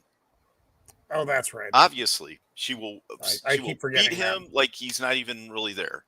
Vagina power. So she's all glowy. He's all scrully. She turns into the bug lady, Mantis, and does the fucking sleep. Hey. Because- Respect yeah. Mantis. This fight would have been over right here. Yeah. Yeah. Done. Well, because she could have done more than just sleep, but whatever. I have a But what question. they're showing here, yes. How did she know to use sleep? That's been everything about this. They just transitioned into using their powers so effortlessly. Mm-hmm. Like, Like they know obviously, everything they have? she obviously watched all the previous movies and shows. Right. You obviously know who Mantis is, so yeah, that's No, terrible. After Infinity War, though, I would assume that Mantis would have been at least known to people on Earth, like famous. But she only did sleep on Thanos when they were on the other planet. Yeah, His but home you know what I planet. mean. It might have gone on. Who knows? Somebody might have found out. But that saying, what's his name? Falcon. He couldn't get a loan for a boat, so who knows? Yeah. Look, Right, I can fully believe that America knows about Mantis and her sleep power because Spider-Man would have been like, and then there was this like bug alien lady, and then she sat on Thanos' head and she said, "Go to sleep," and he started going to sleep. Yeah. So and plus, I mean, and really that is all that Mantis would have have to do, because Mantis' sleep power can Stop a actually celestial. right, exactly. Y'all, I'm getting so mad over here. Josh is disturbed. Well, maybe because he has Mantis DNA as well, he can resist it. Again, we're really pushing the script here, folks. Like Nick Wow, Fury. Copa, that is a horrible thought. Copa, that is a horrible thought. Oh no. Yeah, I saw that. And there is a report that came out that Mattel is going to produce more Barbie movies. Yeah. And a Polly Pockets with Lena. I heard about that. Yeah. I commented this in Zach's stream last night that they were already looking into that. The only Barbie that I'm excited for is the Barbie G.I. Joe crossover. Oh my god! You know what? Well, that's what the rumor is. They want to do. I think Mattel has some type of right to G.I. Joe, though. Don't they? Oh, it's a Hasbro product. Yeah, and I'm not talking like the little 80s miniature ones. I'm talking like the big, No, that was still a Hasbro product. But what I mean is, I want to see the crossover. Oh, you mean the crossover between? Oh my! Between Barbie and G.I. Joe, they need to be the same size action figure dolls. This is getting weird fast. Faster than you would have thought, given the nature of this show. So you got the bug lady putting the fucking ass hat to sleep. He's asleep and falling. She's wearing her leathers. Boom! He makes a big fucking smoking hole. She's all flying and and I'm like, oh, okay, folks, this is foreshadowing. If Brie Larson is no longer part of the MCU, you've got your replacement right here. The dwarf, the 4 foot tall lady. Whatever. Because she was completely wasted in this role. This was a terrible role for Emilia Clarke. She is unbelievable as this character. I know the lizard people have superpowers and everything, but she's fighting a much larger lizard person than she is with the same powers. With the same powers. I mean, I guess that doesn't mean anything. I don't fucking know. But we don't know what her actual Skrull gender is. Oh, I thought she was a girl. No, Guy is a girl. I mean, really? A girl lizard person. Yeah. Oh, she's the daughter of Talos and some dead chick. Oh, as far as I know, they're still binary and they reproduce and all that, just like every other species. Okay, so now back with the president. They're still having this fucking conversation. She does a Supergirl landing. That's fantastic. Oh, and then this confuses me. One, I don't know what's going on there. And she blows a hole straight through motherfucker. He's just standing there like. Now, wouldn't the Extremis heal that? With Extremis? Yes. Mm-hmm. Yeah, straight up, yes. Extremis would heal. I mean, 2 episodes earlier, he got half his face blown off, and it just immediately healed. Well, it's the Captain Marvel powers, so. You know what I mean? Like maybe it inhibits the Extremis. Or maybe his heart is located in the abdomen. I don't know. Instead of right here on the chest. That's true. We're assuming his organs are placed in the same. We know he doesn't have a brain. And neither do the writers. God, this is fucking horrible. So he fucking drops. She's all glowy. He's all deady. Blank look. Same fucking blank look he had through most of the series. Okay. Well, yeah. Wouldn't you have, if I'm here, to blow his head off just to make sure? I would have chopped his head off and just double tap. Oh, the old double tap. You got to do the double tap just to be sure. Mm-hmm. As I think it was Jordan Sparks once said, double tap that hoe. Mm-hmm. I don't know what a Jordan Sparks is, but I'm gonna go with that. He's like a pop R&B singer. Well, it's still sound device. Yeah, it is. It still works. It still works in context of this. So anyway, you got fully intact headed Skrull with a hole in him. There's a lot of quick motion in this next scene. So, there's a gun, there's a hand. There's clearly Rhodie's hand, since he's the only African American in the scene. Poor Sonya, who has 2 weapons on her, somehow gets disarmed and pushed away. And then Nick blows a hole in the back, or in the front of Rhodie's head, and leading to a larger hole in the back of Rhodie's head. A turns into a fucking Skrull, and the president is now suddenly shocked. What? No. How can this be? My trusted advisor? Wow. Is a Skrull is really a shape-shifting alien? No. Gee, Fury, you were right all along. Yep. And then if I was Fury, I would have put one in the leg of the president. I would have shot the president just to make sure. Exactly. Yeah. Gotta make sure you're not a Skrull, sir. Bam. I would have. It would have been perfect if Sonya popped back up and she's like, all right, which finger is your least favorite? That's what I was about to say. I was about to be like, no.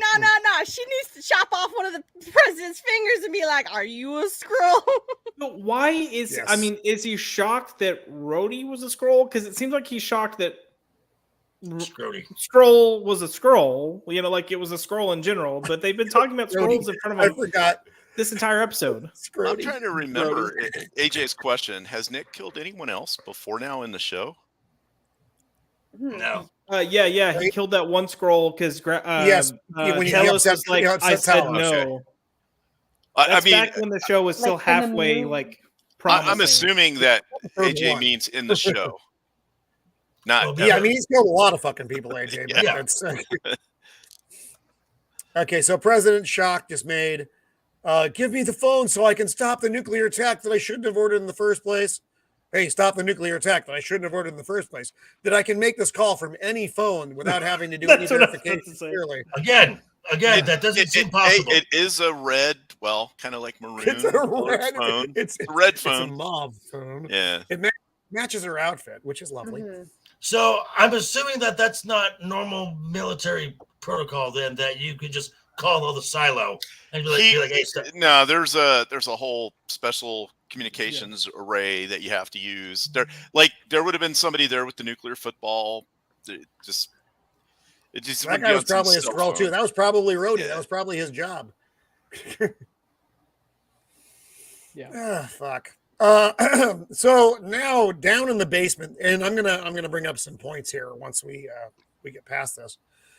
Now, fully clothed, Amelia Clark is working with computers from the 1980s, which are always the fastest and best to do any kind of job like this, where they have all the humans in their pods that they have been using their identities and sucked out their brains. I think you know what I'm going to say here in a second. So now why the fuck isn't the radiation destroying these people? That is exactly the fucking question, Josh. Why is the radiation not fucking killed these people? Why haven't they melted? Yeah. You know what it is, Roman? It's Harry Potter. That's why. Harry Potter. Magic. Hey. I'm wearing a Gryffindor hat, if you were curious. So I'm representing the Harry Potter. House Slytherin. Hufflepuff. Ravenclaw. Gryffindor's where it's at. Yeah, it's Ravenclaw all the way. I mean, technically, I was almost in Ravenclaw. I was kind of a hat stall for a little while, but still, Gryffindor is the best. I have taken 32 sorting quizzes. I've been Slytherin every single time. That's just what I got when I played Hogwarts Legacy. That's all. You want to know how shitty this TV show is? We're all stopping talking about it to talk about what house we're in. Immediately. That's because you're secretly a Hufflepuff. Wow. Wow, that's a big accusation. I mean, I'm a proud Hufflepuff, and my husband's a Hufflepuff, so I mean, they're not all bad. Is there such a thing? Is there such a thing as a proud Hufflepuff? Yes. Just know that we're loyal as hell. Husband, are Hufflepuffs proud of their houses? Also, they're the stoners of the house too. Yes, they are the stoners of the houses. And my true Hufflepuff fashion, he didn't say yes. He just determined that these people have not died by radiation poisoning because they're Hufflepuffs.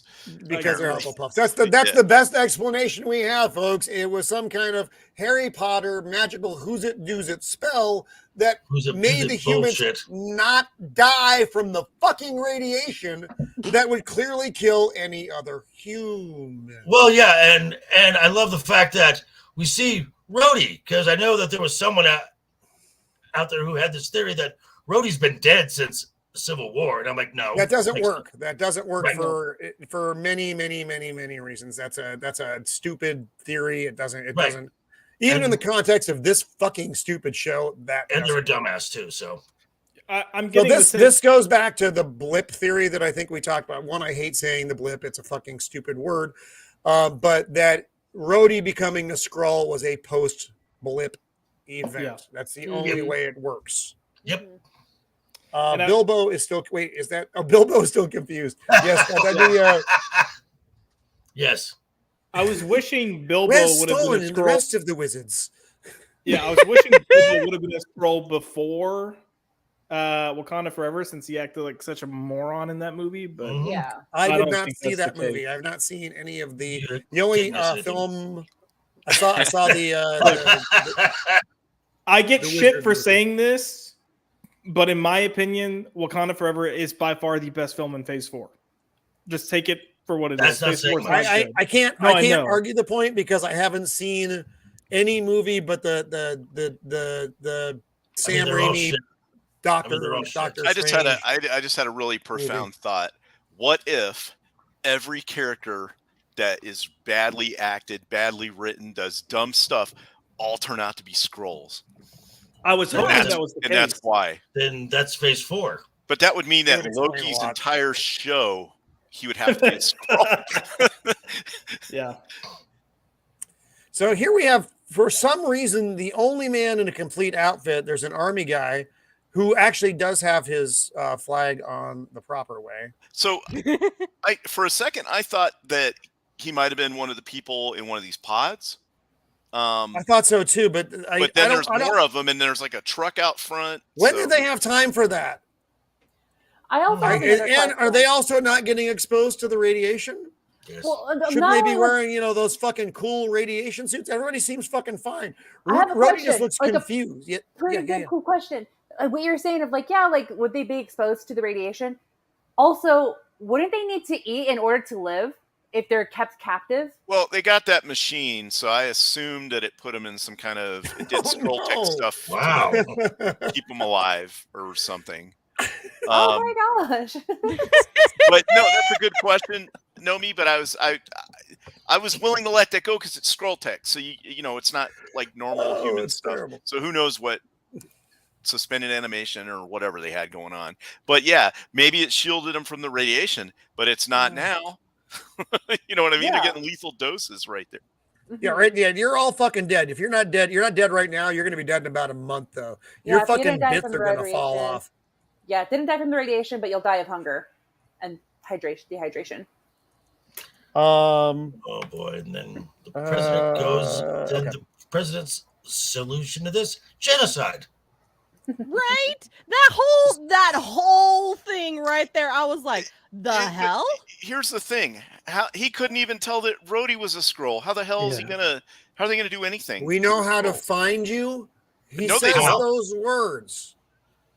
We know how to find you, motherfucker. Really? No, you don't. You didn't even know that you had to scroll for one of your most top important people. What?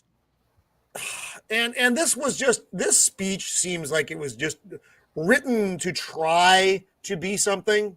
Yeah. I'm I'm sure there's some messaging in there somewhere about. just a little bit. It's not particularly well veiled, but they're trying to relay who this type of person must be.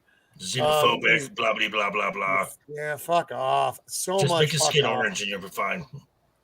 Now Nick has wandered back into his home in London, where the soon-to-be ex-Mrs.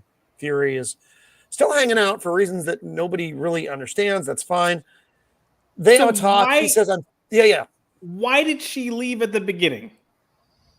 I don't know. I don't know. Also, where's all the destruction from the strike team that came? Wait, you didn't see it? Hang on, buddy. He's picking up a broken vase right here. You didn't catch that? That's his ring. His ring. That's a lot of destruction, buddy. Holy I mean, those walls look mighty nice. I'm just saying. Maybe she had time to repaint. I don't know. But yeah, so she's still at the fucking house. I think that window may be broken as well. And basically he's saying, hey, B, I'm going to be fucking leaving again. I don't even know why you're still at the fucking house right now. But just so you know. Yep, I'm going back to space. I cannot fucking handle you. I need to go to fucking space to get away from you. Oh, goddamn. I mean, yeah, Miss Suxbull was fine. Oh, God damn it. Wow. Pops, your commentary here is the best part of this episode. I'm just saying. Because fuck. So he's and then he's like, hey, I'm gonna leave, and he's like, fuck it, I guess I'm leaving. That's it. Then he fucking leaves. You know where to find me. That's the smartest thing that he's done this entire show. That is the only smart thing he has done in this episode. We're coming up on some bad editing soon, which I want to talk about. Which I know it's minor detail bad editing, but it's the kind of thing that drives me crazy. I hate what the fuck off is this scene. What is this? What is this garbage bag that the dwarf is wearing?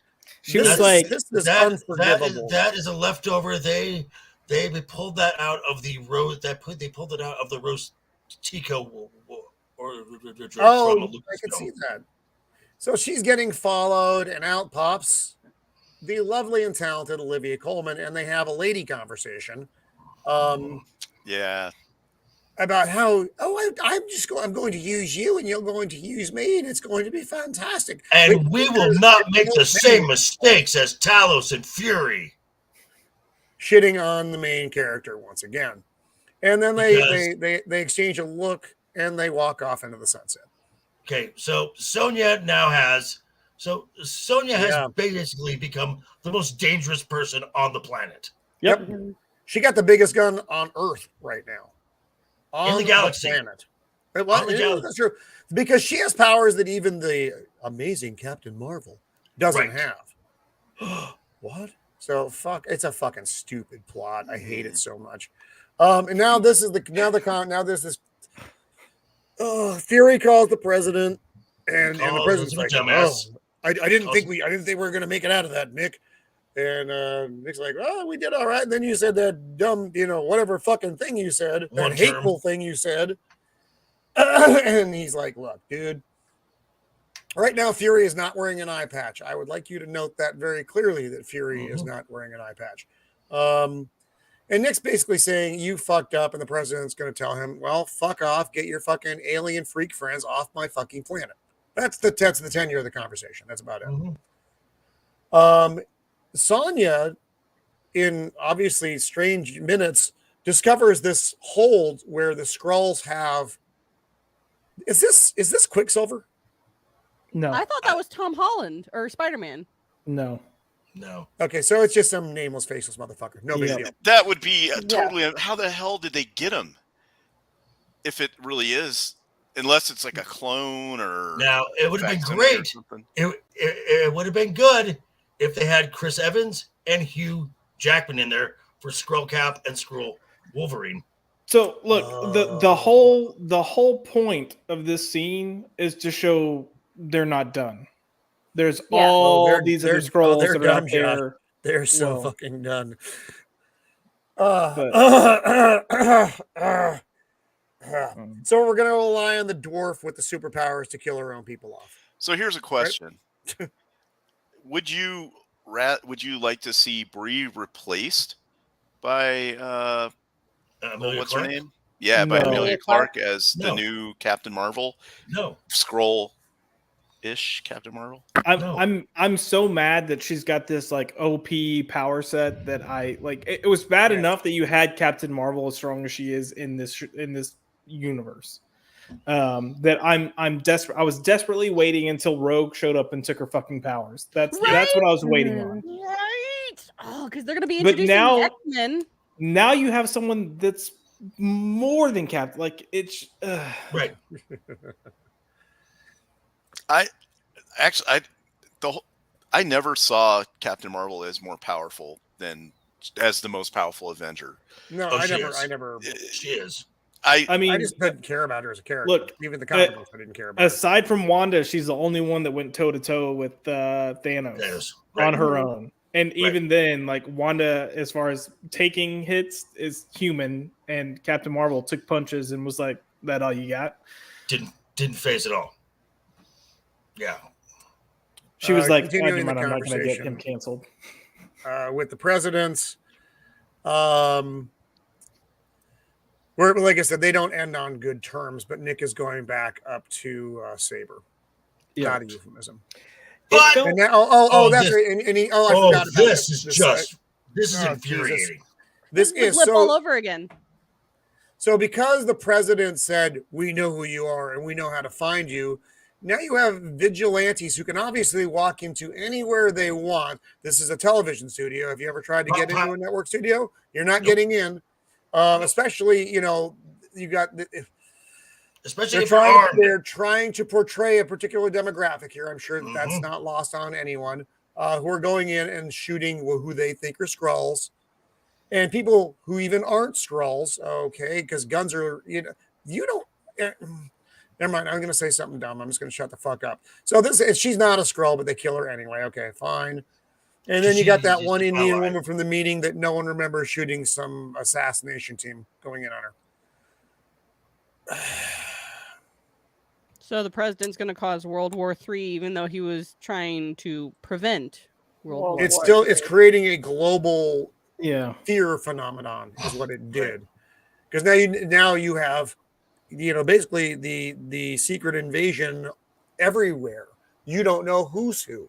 No one is going to trust anyone again. That's why someone making a statement like that publicly is completely fucking retarded. Yeah. Well, also, I bet you the other countries would have immediately been like, hold up. You don't have authorization to say you're like, what the hell do you mean you? What about us? India, China, Russia, right. Like the UK. Like, I highly doubt they would have appreciated the president making a statement that would involve them as well, like that. Like, what? Yeah. Yeah, you just opened the door for Armageddon, you fucking asshat. Yeah. Well, what you also open the door for is basically a civil war too for red distribution.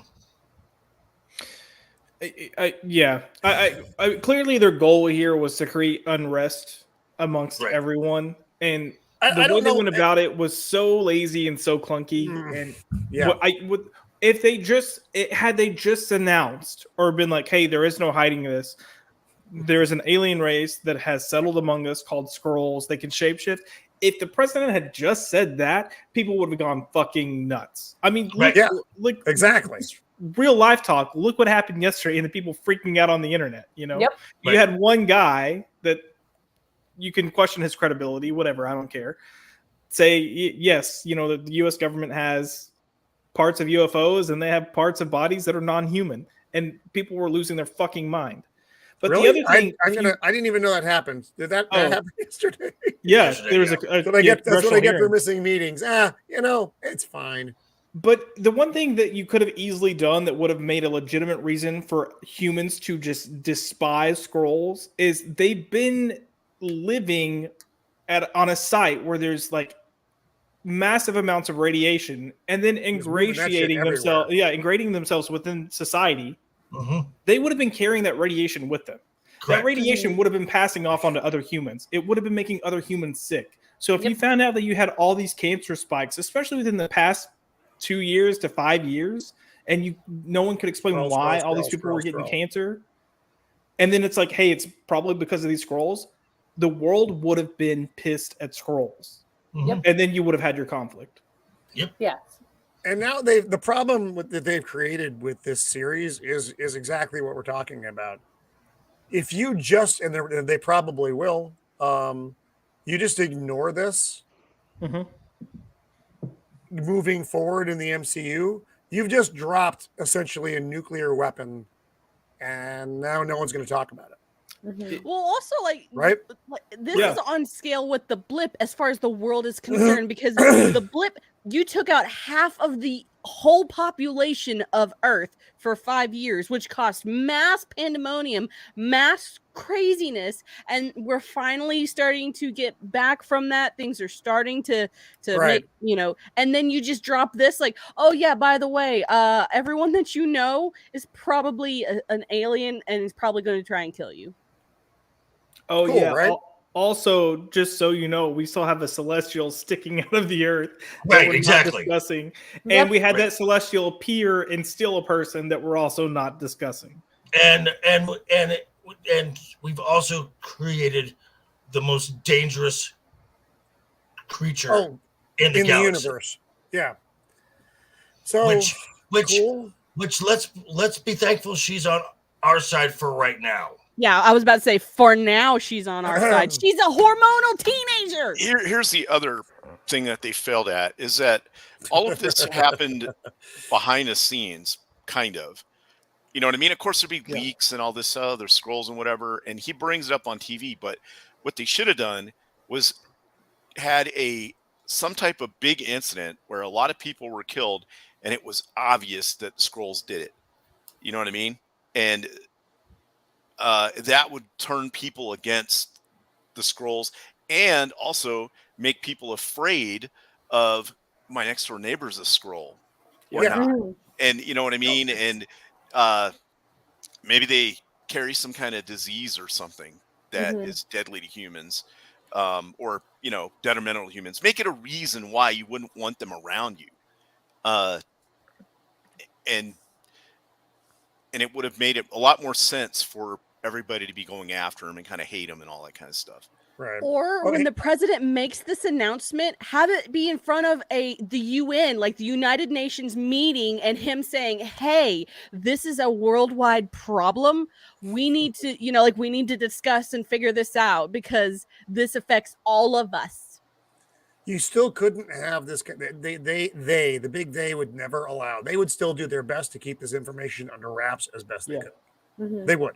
They would lie, so that you didn't have the events that will naturally follow something like this coming to light with the global public.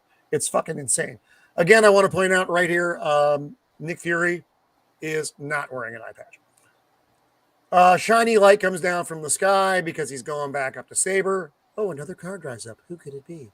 This scene, I about flipped my lid. I about flipped my freaking. I was watching it on my phone. So I about threw my phone. I was like, "The hell is this?" It went on for so fucking long.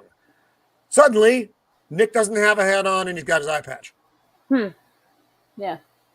Like I said, I know it's a minor editing thing, but it's the kind of minor editing thing that drives me crazy. Hat. And then we get this.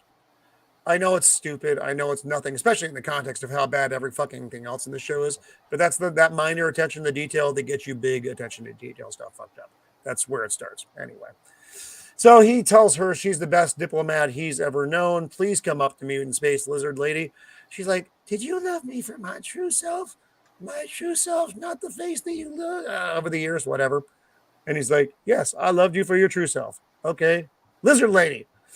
Look at those teeth. I couldn't get past This scene, people have been raving about it on the interwebs. Raving? No, well, I mean, like rioting. Sorry, raving. Right? Yeah. Raving would imply they liked it. And this was fucking terrible. And it's not even. Yeah, he's kissing the green lady. Fine, whatever. Yeah, this is the bestiality that people are talking about on the Twitter. Somebody asked me earlier, like, what are they talking about with the bestiality? This is it. He's making out with the lizard lady. Well, no, I mean, like a few years ago, like the whole internet is like, yeah, like there's people going to storm, what was it, like Area 51 to like meet an alien. Good idea, folks. Right? Yeah, well, Nick Fury actually did it. He clapped some alien cheeks. So that's what he did. Look, we all know this is really a metaphor for, so you love me and my phallic member down there instead of my bonus hole? Yeah, yes, that's what it is. My biggest problem. Hole. How many holes do they have? The question is she a top or bottom? My biggest problem with the whole scene was he's like, he's the best switch. diplomat I've ever. What the hell happened? No, Josh was nerved on that one. Wow. Shield, what were you saying? I was saying that my biggest problem with that scene was he was like, "You're the best diplomat I've ever known." Like, at one point, did she do any diplomating? She just sat in that house the entire show. The only thing that I can think of is it had to have been from like the 90s on, which again, had we gotten to see any of that, at all, the backstory of her, Gravik, they showed a little bit when they were in that West Indies like refuge center or something. If 40% of the show had actually shown their past instead of having throwaway lines to try to create some sort of connection, this could have been an okay show. And I just want to say, you're Nick Fury. You assembled the Avengers. If there's one thing you can do is bring people together. Well, so anyway, so I do need to bring this up because it's important. Yeah. It's important. It's everything is loosely important. Pops.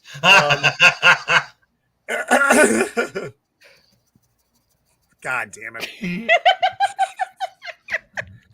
The Kree have offered a peace deal. That's why he wants his lizardy lady friend to come back up to Saber with him. So Earth's about to break out into total fucking chaos and war.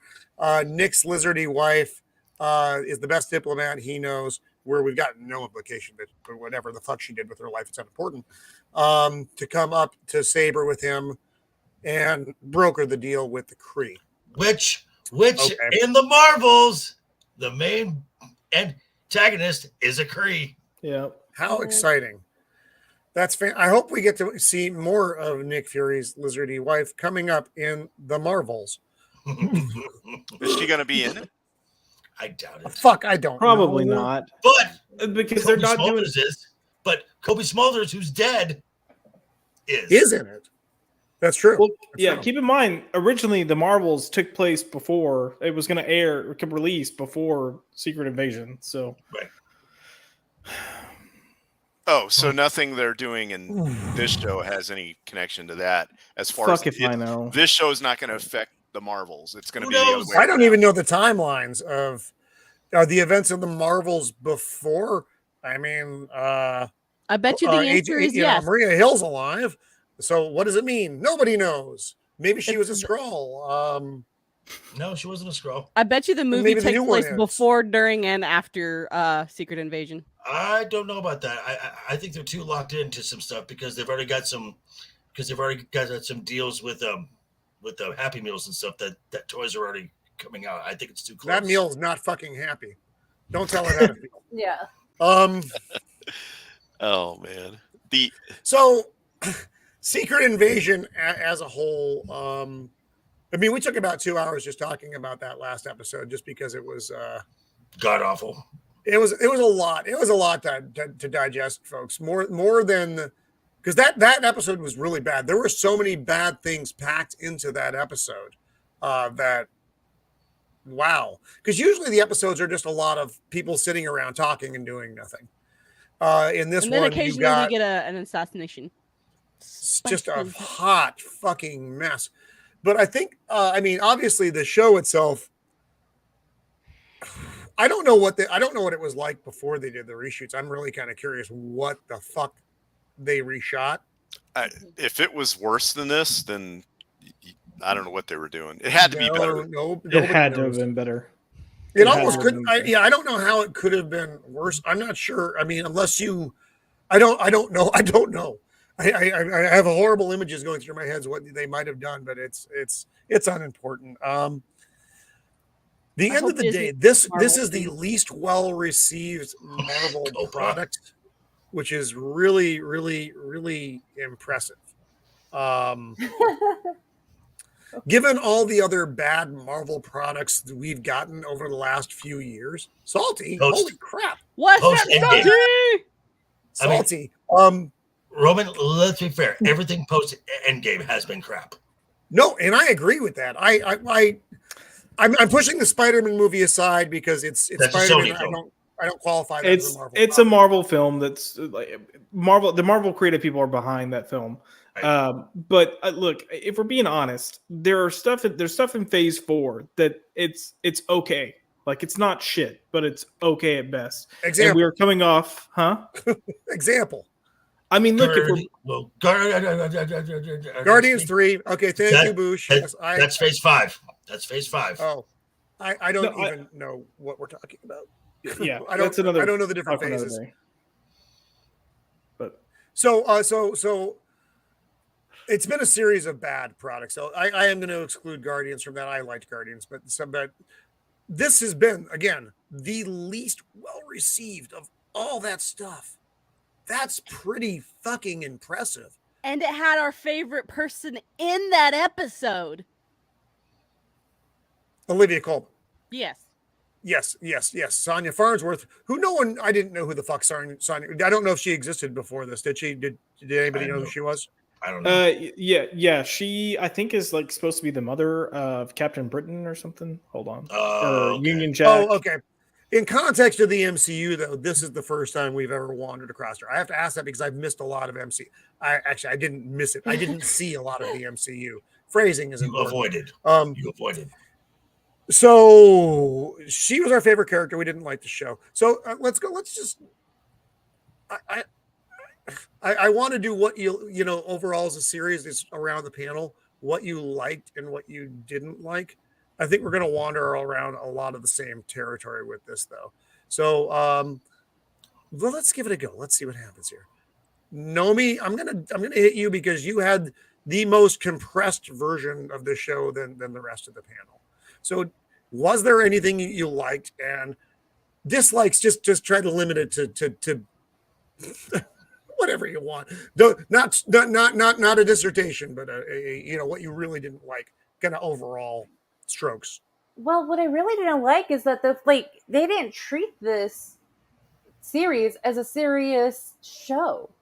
They did not. They literally just got together, put ideas, and wrote scripts for it, and thinking it would work well. When really, people who follow the comics are calling it out, and it's awful. It's just lazy writing, no effort into it.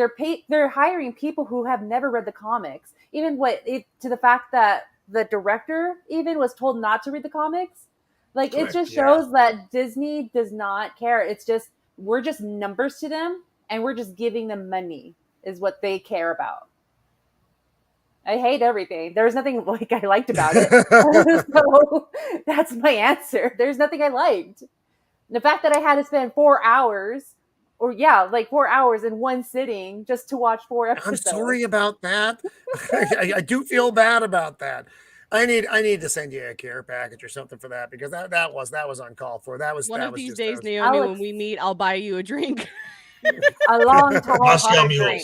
Yes, That's a Long true. Island iced tea. Next Vegas meetup, Nomi, you can one hit me and go, bam. That was for Secret Invasion, and then you get a drink. So I'm gonna hit you underneath the belt. That's what. Yeah, I'm gonna do. she can't do that. That's elder abuse. Oh, that's just mean. Okay, I'll just do it. No, what you'll do is you'll pass him a pamphlet for a nursing home and then punch him. I'll just do a backhand slap. Let's do that. That's what they think of me. Shieldwall.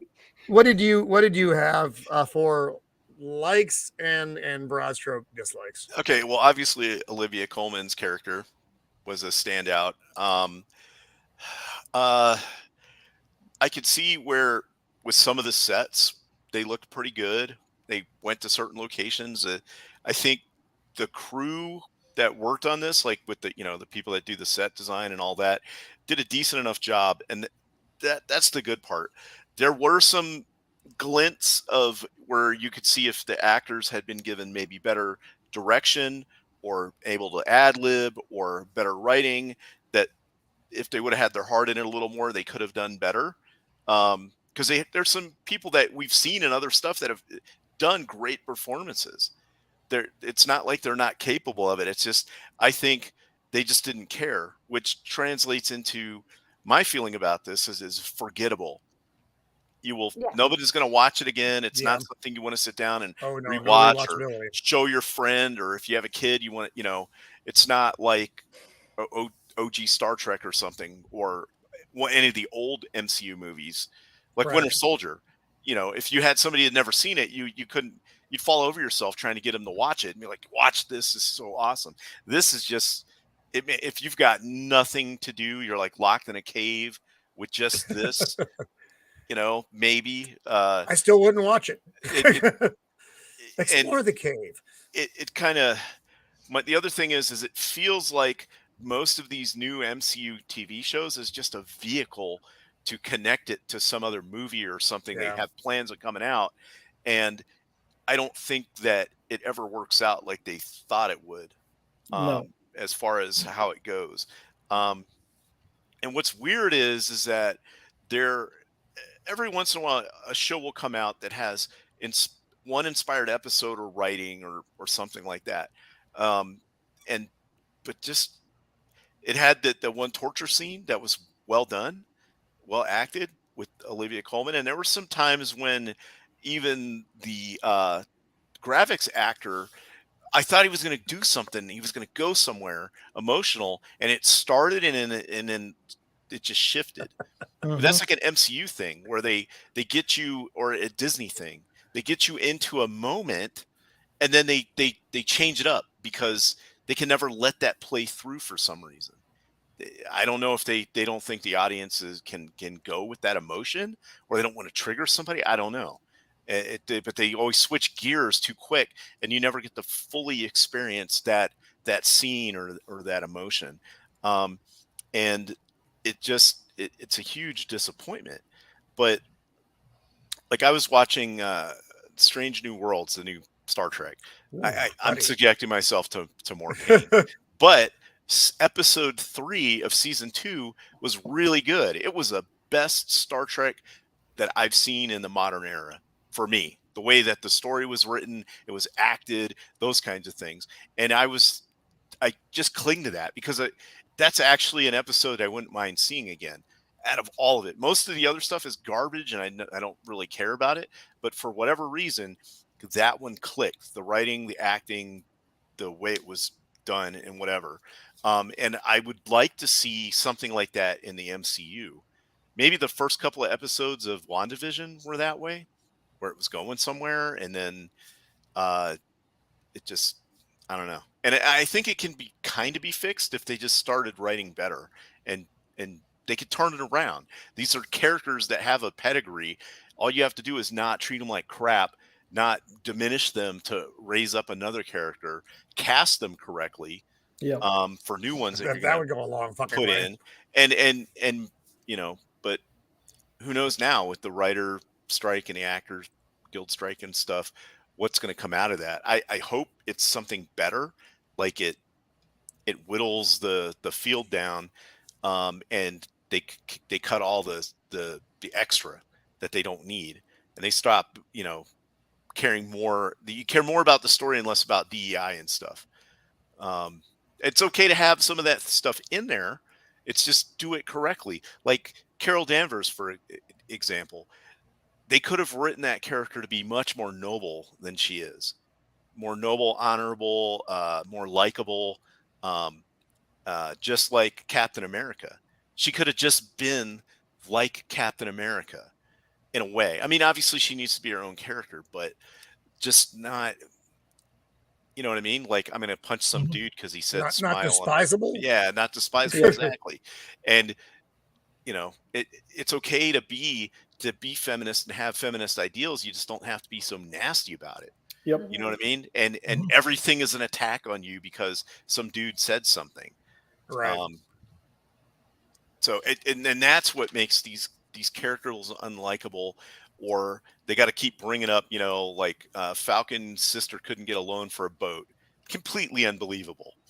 Right. You know what I mean? That was fucking terrible. It was. And that's what I'm saying. They keep trying to throw this like modern things in there when they do the same thing with Star Trek. We don't need that. We know that modern life is tough. What we need is hope and visions for the future of things that can be better, how they can be better, overcoming these obstacles. Not, everyone suffers through this, so we're going to make these heroes suffer through it. But it's not realistic. They would have given him a loan at the drop of a hat. You know what I mean? They're literally printing money to hand out to people. So why wouldn't they? It didn't make any sense to me. And I just hope that things change, because I think the MCU and all of these franchises that we've grown up loving can be better. They should be better. They could be better. And if they do it right, it would just make them phenomenal. And forget about making the money. That just comes with writing a good story. But it would be a legacy. It would be these things that we care about. Why we care about, Winter Soldier and the old comic books and stuff, because they were something positive in our lives. And now it's not. Everything is doom and gloom. And I get there's changes in society and stuff that we have to deal with, but that's not why you delve into comics. You do that to escape, not to relive the the quote unquote horrors of modern society continuously. Can you do stories about that? Yes, you can, but there's a certain way to do it to where it's not so in your face and right on the nose, I guess.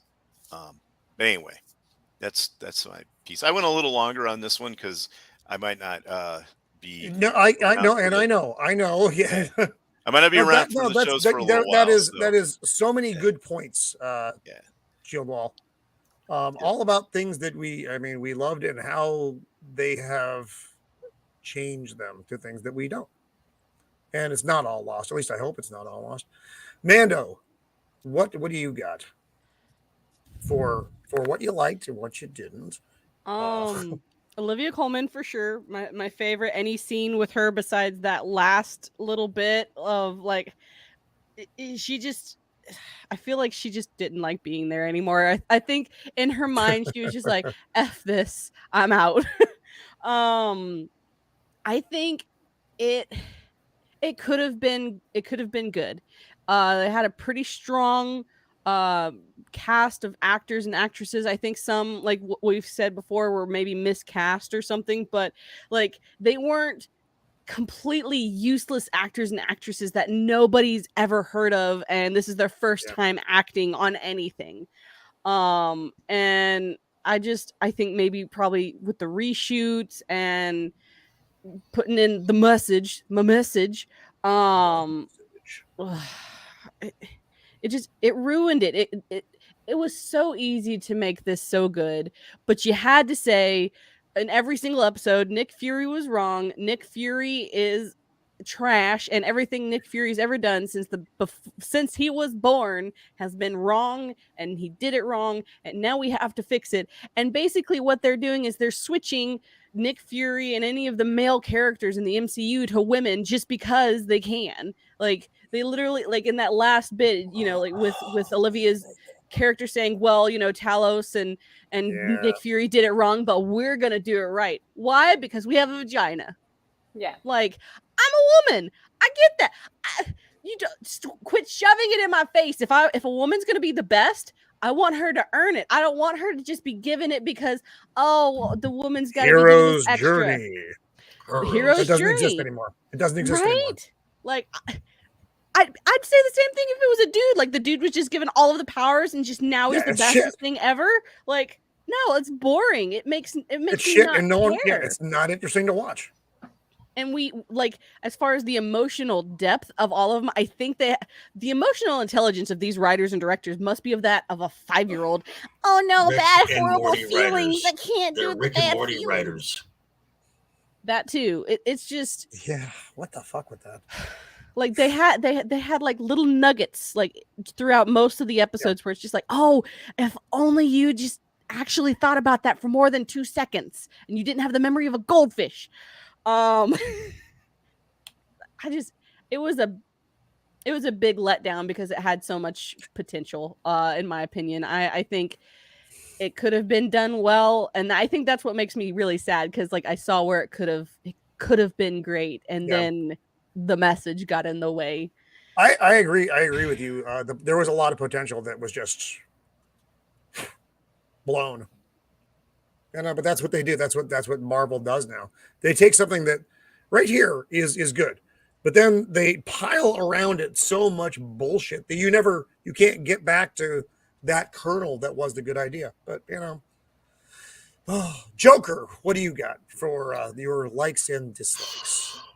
Olivia Colman is by far the standout of this series. There's no question on that. I think we all pretty much unanimously agree. She elevated crap writing and gave a performance that we all pretty much recognize is worthy of praise. Marvel has a problem with that. I think you just said it all. Marvel has a problem. Well, I have watched every Marvel series since they came out, and there have been moments where they've actually done something well. Like I have said, the first five episodes of the WandaVision was creatively ambitious, probably the most creatively ambitious stuff that they have done. There were moments during Hawkeye, which are very tender moments with talking with where Clint is talking about his kids, and Kate has a moment. Kate actually has somewhat of an arc in that series. Mm-hmm. There is Ms. Marvel, which is probably the best probably the most positive family dynamic that we have seen in any Marvel show. Yep. And they don't saw it. And right, and this series is the second worst. And they had dynamics, they had blueprints already laid out ahead of them in previous stuff.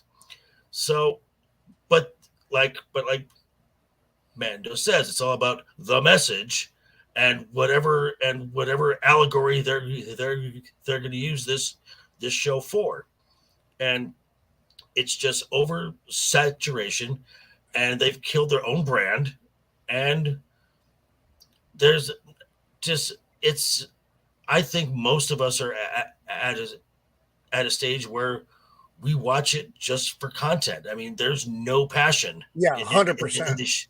There's no passion. There's no passion in these shows anymore, and it's just apathy now. And that is where a brand is truly dead. Apathy. And that's my take. I completely agree with you. And they've driven the audience to not giving a fuck that they exist.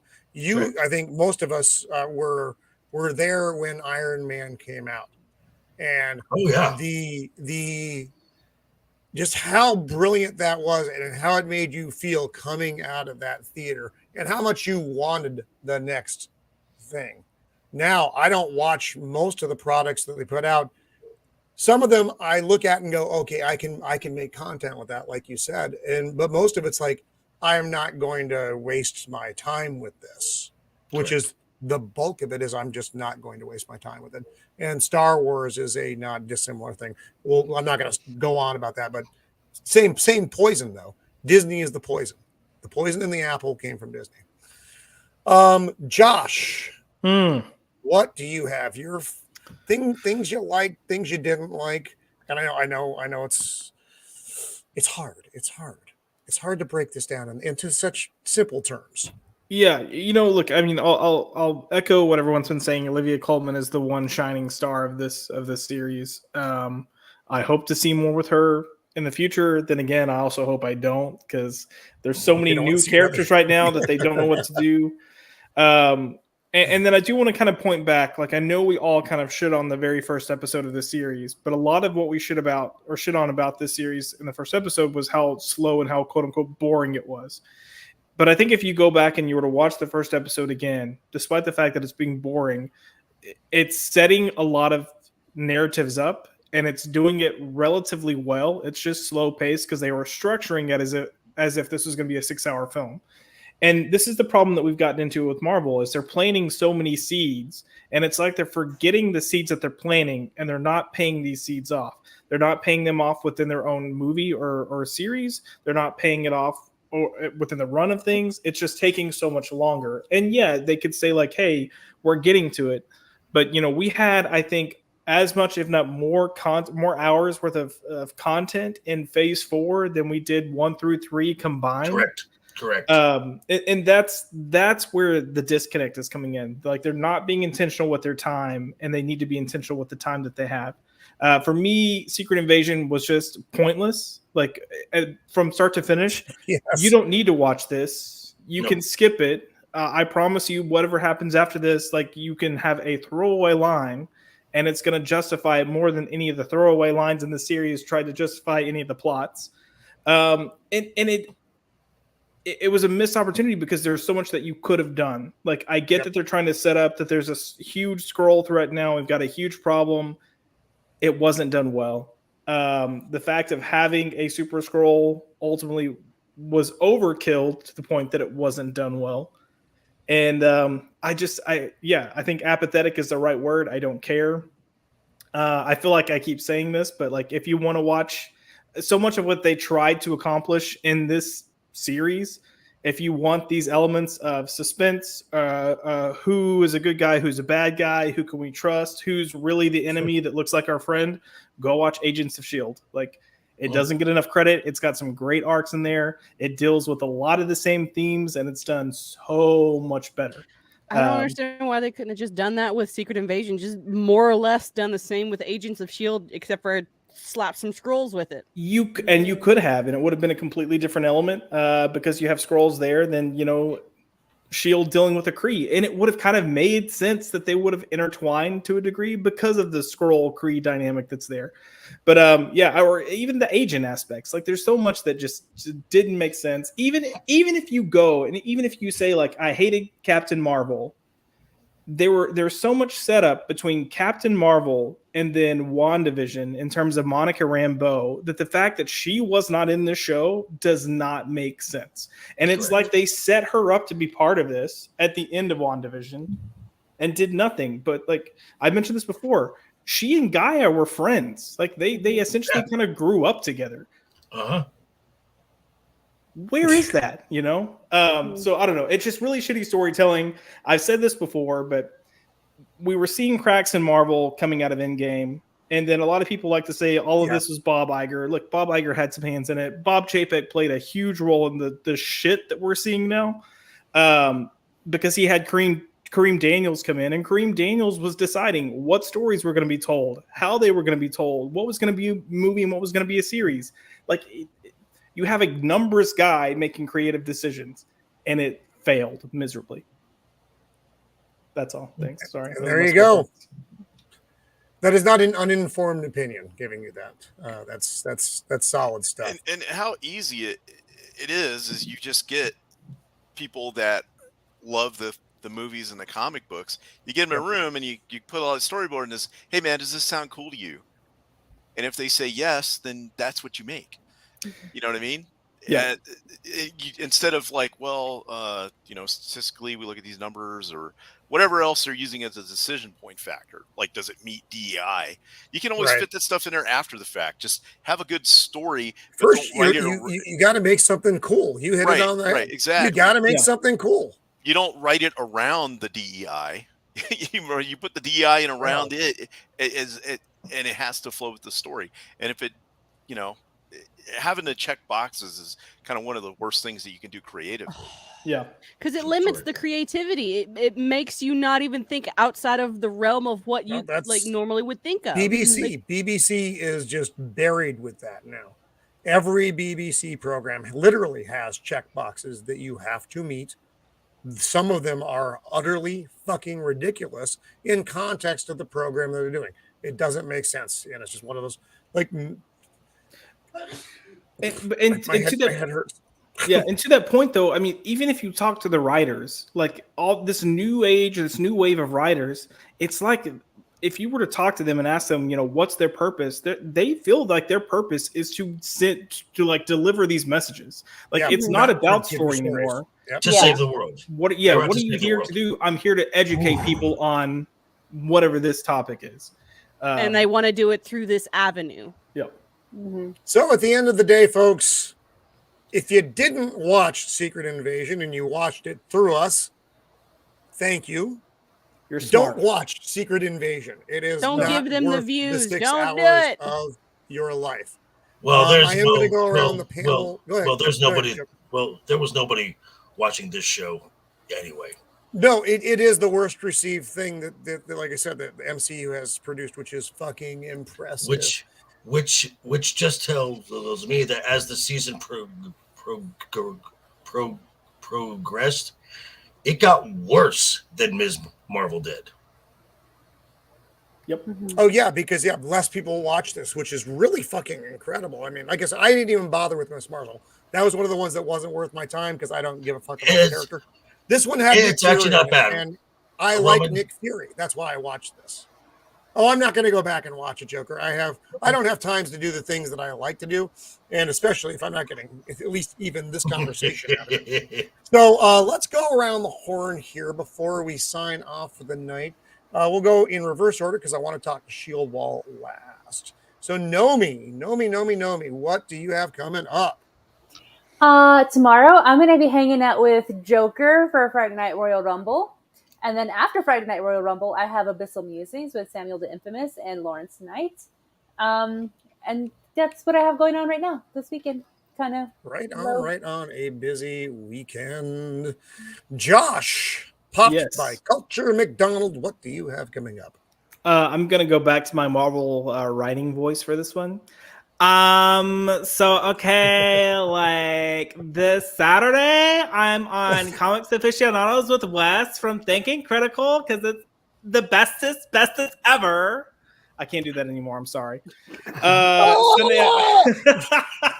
Sunday, I will be on Max's Man Cave where I'm sure we're going to talk about the hero's journey, because that's what we're not getting it in movies and TV. We're not getting it in comics. We're starting to see that we're not getting it in video games. I don't know why seeing someone overcome challenges and succeed is a bad thing, but apparently it's a bad thing. Mm-hmm. And then, Monday I'll be with that degenerate Flaccid Phoenix on Fanarchy for Premature Ejection. Tuesday I will have my show. And I won't be back Thursday because thank God there's no more freaking Secret Invasion. Woo! Right. Well, you can always come back. Yeah, but I'm taking a break for a Thursday. Okay. Fair enough. You've earned it. I considered it myself. Untamed Mando, what do you got coming up this weekend and in the week? So Saturday we are tomorrow. No, am I doing anything tomorrow? I'm not sure. Tomorrow is up in the air because I had a friend IRL who's directing a play and she's like, "Hey, do you want to go?" I'm like, "Sure. Send me a link to the tickets." And she never sent me a link to the tickets of the event. So I don't know if I'm going to be streaming tomorrow or if I'm going to be going to a play tomorrow.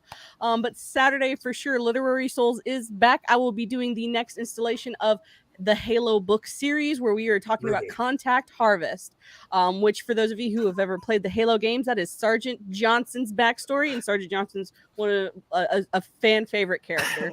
And then I'm Sunday, sorry, Mando, you said Harvest, and my eye literally twitched. Different harvest. Didn't even think about that. Smile. I'm not sure if there's going to be Pirates tomorrow or not. And then this next upcoming week, my standard normal streaming schedule, and then we will be bringing the Sea of Thieves streams back to Thursday instead of Fridays.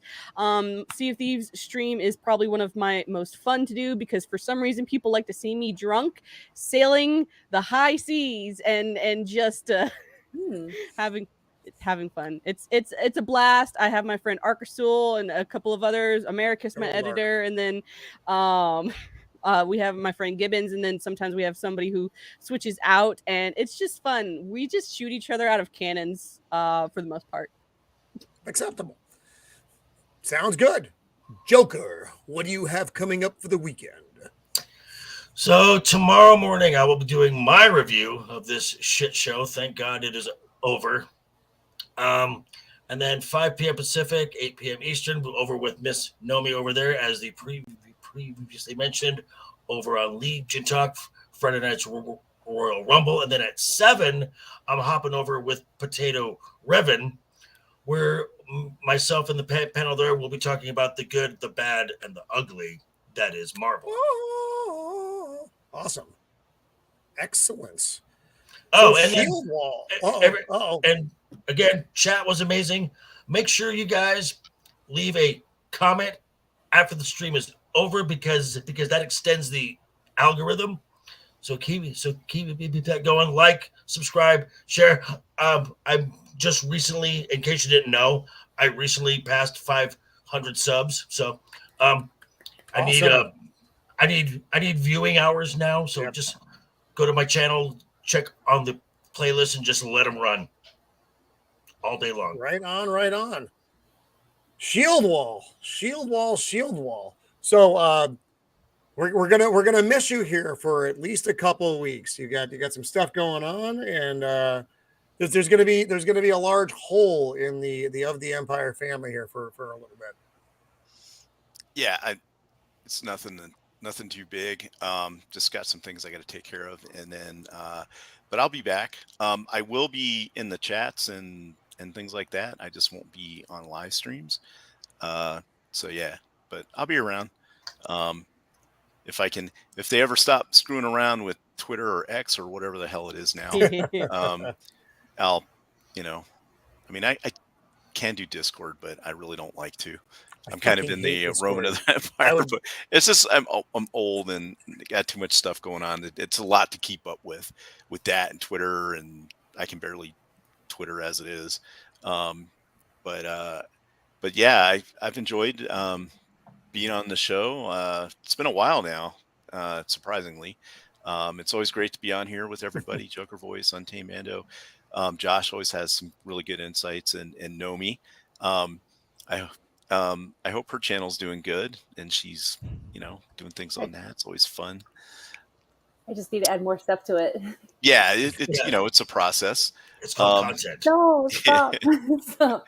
It's fine. Just, take it at your own pace. But yeah, it's always great to be on here. I've met a lot of awesome people. I mean, I'm not like leaving or anything. It's just no. He is coming back, but he's gonna be absent for I just won't be able to stream is all. So Shieldwall, when you say you have things to take care of, I feel like this is some type of Taken John Wick situation. Like, is that really what's going on here? He has a particular set of skills. Exactly. Yeah, but but since I don't have a channel or anything, it's not really that big a deal. So it is to me. Well, yeah, I know, but I've enjoyed helping out with the chats, and the people in the chat are always awesome. But yeah, it's so. But like I said, I just won't be streaming. I'll be in the chats and on Twitter, whatever the hell. I don't know what he's doing with it, making it God videos himself or whatever he's done. All I care about is the simple fact that the other day when Twitter was yeeting people left and right, I'm like, hey, I have a Discord and I got a bunch of people on my Discord. Right. I'm like, why didn't I think to do this sooner? So that's kind of led me, to be less and less active on that platform, but I'm still there. I still scroll through and like 15 or 20-hour-old tweets that I'm seeing for the first time. So however it comes up. Yeah. But thanks for having me on.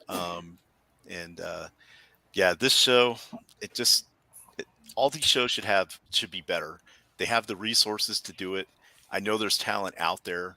They just need to get their priorities straight, and they can make good shows again. And almost all of these franchises can be saved easily if they just start doing them right again. And then, just make all that other stuff was like a dream or something. Yep. Anyway, but thanks for having me on. This has been all right, brother. Well, cool. I'm glad you're able to be here. And like I said, we will have Shieldwall back. I shall return. The end. So again, before I close her out, I want to thank the panel very much for one enduring this. Some of you more than others know me. this was an undertaking to watch, and for giving your inputs, because it wasn't just all bashing. There, the constructive criticism is good. This is what we would have done. That stuff was always good. And the chat for sitting with us for the last 6 weeks, going through this as well. Thank you for being here, man. You guys always bring both humor and information, which is a lot of fun for us on this end as well, which is it's a pleasure to do business with you, as they say. Coming up over the next couple of weeks, I'm going to be doing a couple free range shows. That's where we just talk about news and stuff, and I'll bring in the spider web of folks to do those, and those are going to be shorter shows, maybe an hour and a half. And then we get to watch a Roman's head explode in real time. That's usually what the news does. The free range shows are a bit of a trigger. On August 17th, Thursday at 5 Pacific Standard, I will be covering Dark City, and I'm assembling my panel for that. And that is a weird white person movie, but it is fucking brilliant. So if you've never seen it, check it out before we do our show on August 17th. That way, when we're talking about it, you can go, oh, yeah, that fucking guy. That was fucking weird. Yep. Jennifer Connelly is lovely. So that is what's coming up on August 17th. Like I said, next 2 weeks before that are going to be free range shows because I need a little bit of time. I am finishing another orbit around the sun, and I got some stuff to plan for that. That ain't tomorrow. But it's soon, and for the rest of my life. Anyway, for now, this has been Roman of the Empire. Please like and subscribe. I'm inches away from 400. If you can give me a little shove, I would appreciate it. It'd be a nice way to get through the mid part of the year is to hit that goal. So please like and subscribe. And everybody's data is down in the details of the show. So please subscribe to all of their channels. Clearly, these are good folks and they put out good stuff. So check out their channels. This is it. Signing off for Secret Invasion. Fuck, we survived it. Be kind. Good.